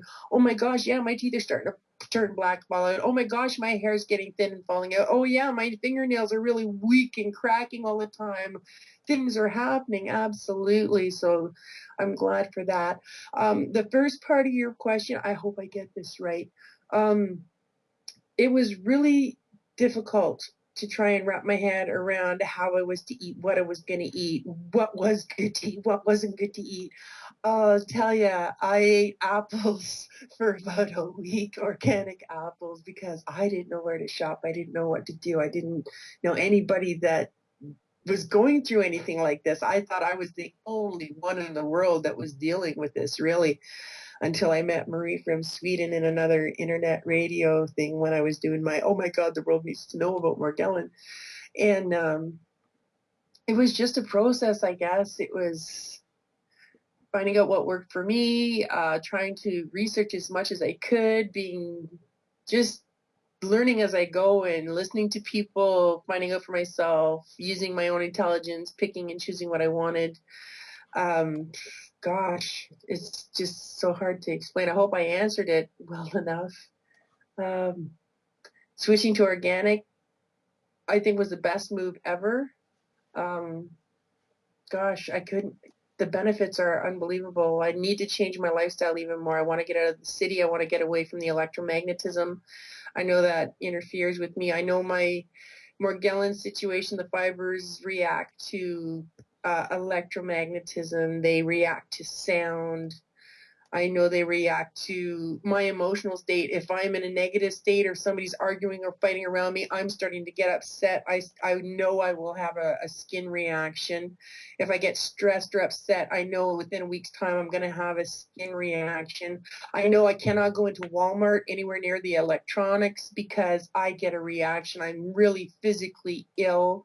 My guts turn into a wrench. I can't function properly.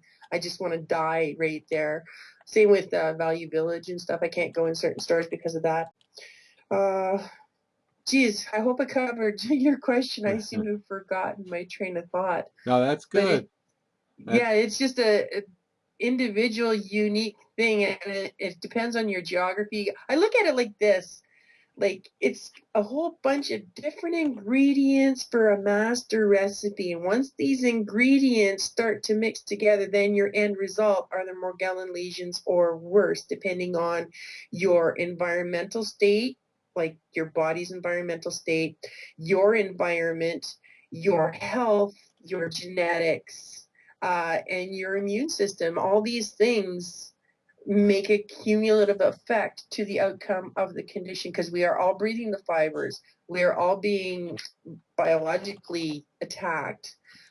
Our food is totally non-nutrition, and we're living a farce there. So we're really degrading at a bigger and bigger state. And this is inviting things to really infect us and cause problems, because if your immune system's in terrible distress or you don't even know it, this is just an invitation for the bacteria that says, oh, look at this body, we have a smorgasbord here, let's dine on and generations to come. And that's what happens until you can get your body back into its healthy, normal, floral state of proper bacteria that are evening things out like it was supposed to be. In the millions of years of evolution, planet Earth designed us to be. It was total perfection until some narcissist kind of people decided they could do better than nature and improve on nature with all this unnatural things that in the long run is causing a really natural reaction when the body realizes that, hey, something's wrong, we've been tricked, we got to fix this now. Well, Tammy, very good. Yeah. No, well, yeah, very good. I hear we do have a question from the chat room. We'll probably wrap it up here in a second. I appreciate everybody being with us, but somebody is asking, why is the medical community pushing the Lyme theory for Morgellons and saying it is the same family? Okay, well, here's where the secondary, tertiary infections come in. Mm-hmm. We all have spirochete infections. It is one specific strain, and they adapt to their environment too. So any infection in any animal at any stage is going to have a spirochete and a Morgellons virus. The reason why I think they're trying to pull them together, I'm not really sure. I could speculate, but I'm not really sure. I'm sure it has everything to do with the money. But if you were to really look into the Lyme problem and these Lyme testing that they do, and they really try to bully a Morgellon victim into thinking they have Lyme and say, oh, get the Lyme test, you'll get a false negative, but keep getting the Lyme test, pay for the lab results, pay for the lab results.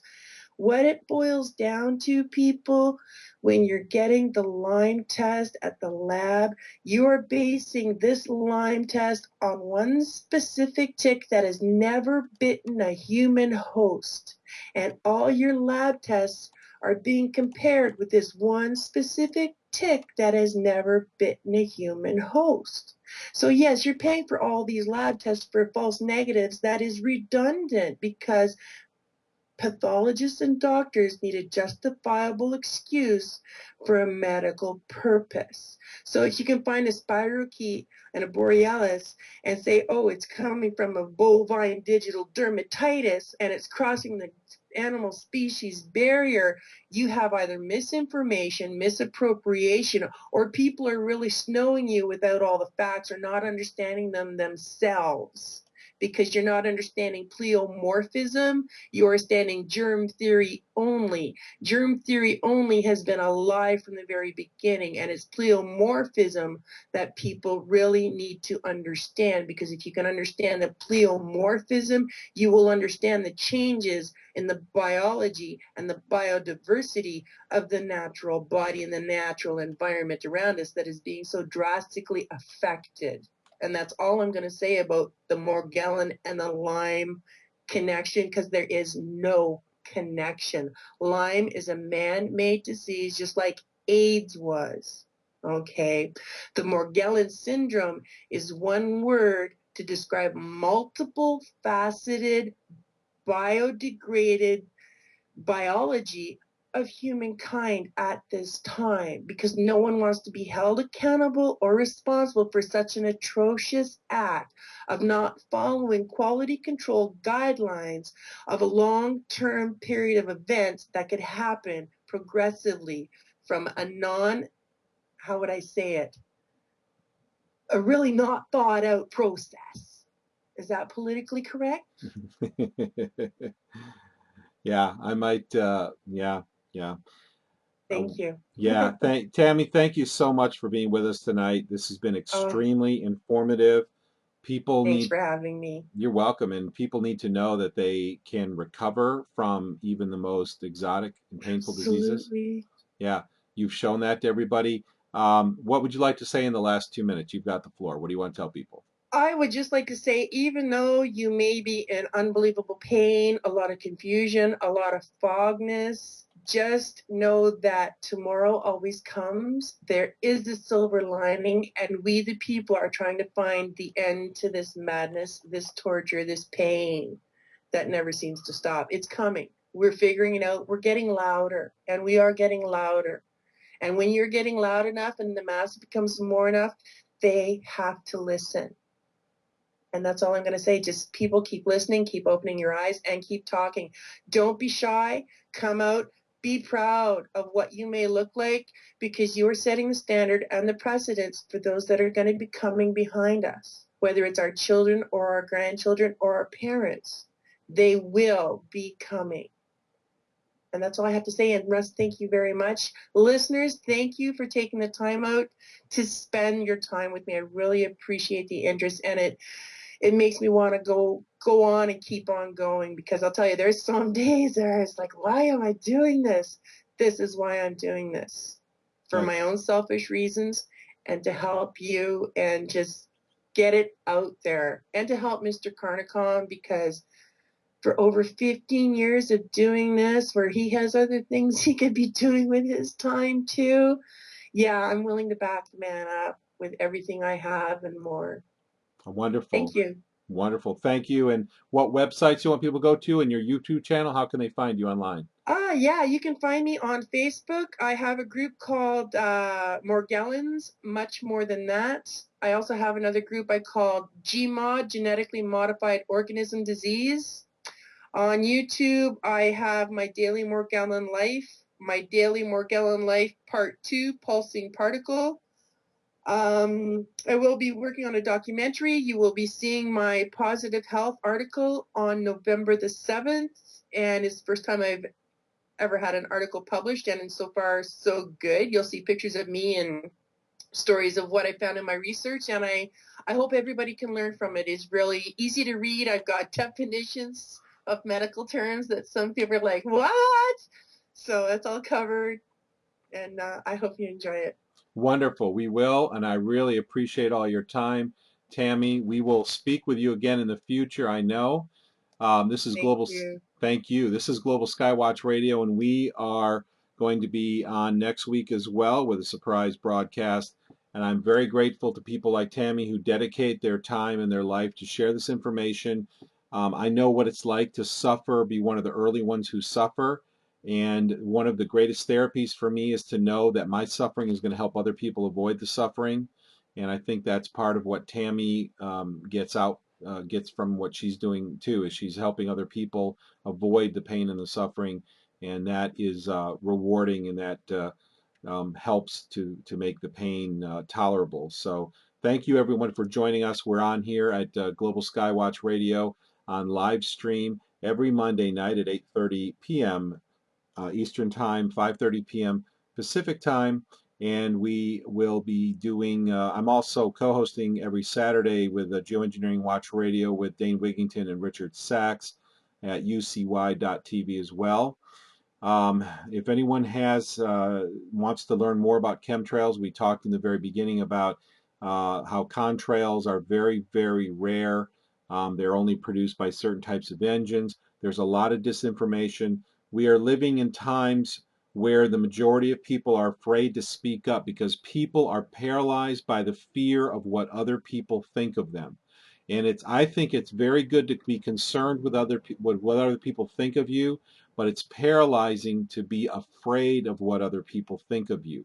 People will always have their opinions and ideas. What's important is the truth, because by finding the truth out behind the causes of these diseases, these problems, these catastrophes, then we can find the solution. So we have to expose the truth and not worry about what other people think. Life can be sometimes how some people look at school. Some people say children in school sometimes can be cruel, and life can be cruel.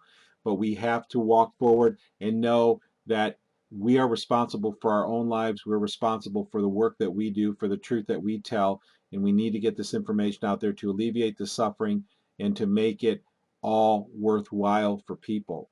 So remember, please go to the Global Skywatch website. We have lots of videos there. We have a whole archive of previous shows we've done. We've had Clifford Carnick on at least 4 times previously, and I am very grateful to him and to Tammy and for all the other people who take their time to make this world a better, more educated place. For those who are new listening to us, I know that the subject of chemtrails is controversial, but it's only controversial in perception. It's only controversial because your government is paying hundreds of millions of dollars to spread disinformation, to confuse the public. This was spoken at a Council on Foreign Relations meeting where they're spending hundreds of millions of dollars to confuse the public on various issues, and this is one of them. Don't be confused. Use your common sense. These engines do not produce condensation trails. Certain ones do, but not the ones on commercial airliners, unless they're water injection, which are very, very rare these days. Very, very rare. Today we see all these trails all over the sky. Use your common sense. Remember what you've seen in the past. And even if people get on to mainstream media, which is now owned and controlled by the corporate infrastructure, the same people who own and control the large corporations through Class A stockholdership, now control the mainstream media, also control the Federal Reserve banks of all the nations in the world that have them. And once you put the pieces together, you realize that this is not something that's happened overnight. So don't be surprised or be so skeptical because you think, how could something happen like this in 10 years or 20 years? This has been building, consolidating into the hands of a smaller and smaller group of people over many, many decades, over a long period of time. And so it's not that this stuff has just happened recently, it's just that you are finally being exposed to it. We're living in momentous times where you have great opportunity to learn the truth and change your life, but we also face great obstacles, which we must do together, and we must do by sharing our information and sharing what we've learned so that we can not only overcome these things, but we can eliminate all of these things that are harming us, our environment, animals, plants, are destroying our health. We live in momentous times, and I'm very thankful for people like Tammy who are willing to stand up, not have fear of what people think, and expose what she has learned and how we can avoid these things as well. Thank you all for joining us after the show. We're going to have a little after talk session where anybody who wants to stick around and chat can certainly do that for as long as you like. And please join us next week on Global Skywatch Radio. You can see our archives at globalskywatch.com/live, all small letters. And we'll see you next week. So thanks for joining us. Thank you, Tammy. Thank you. Bye, everybody. Bye-bye.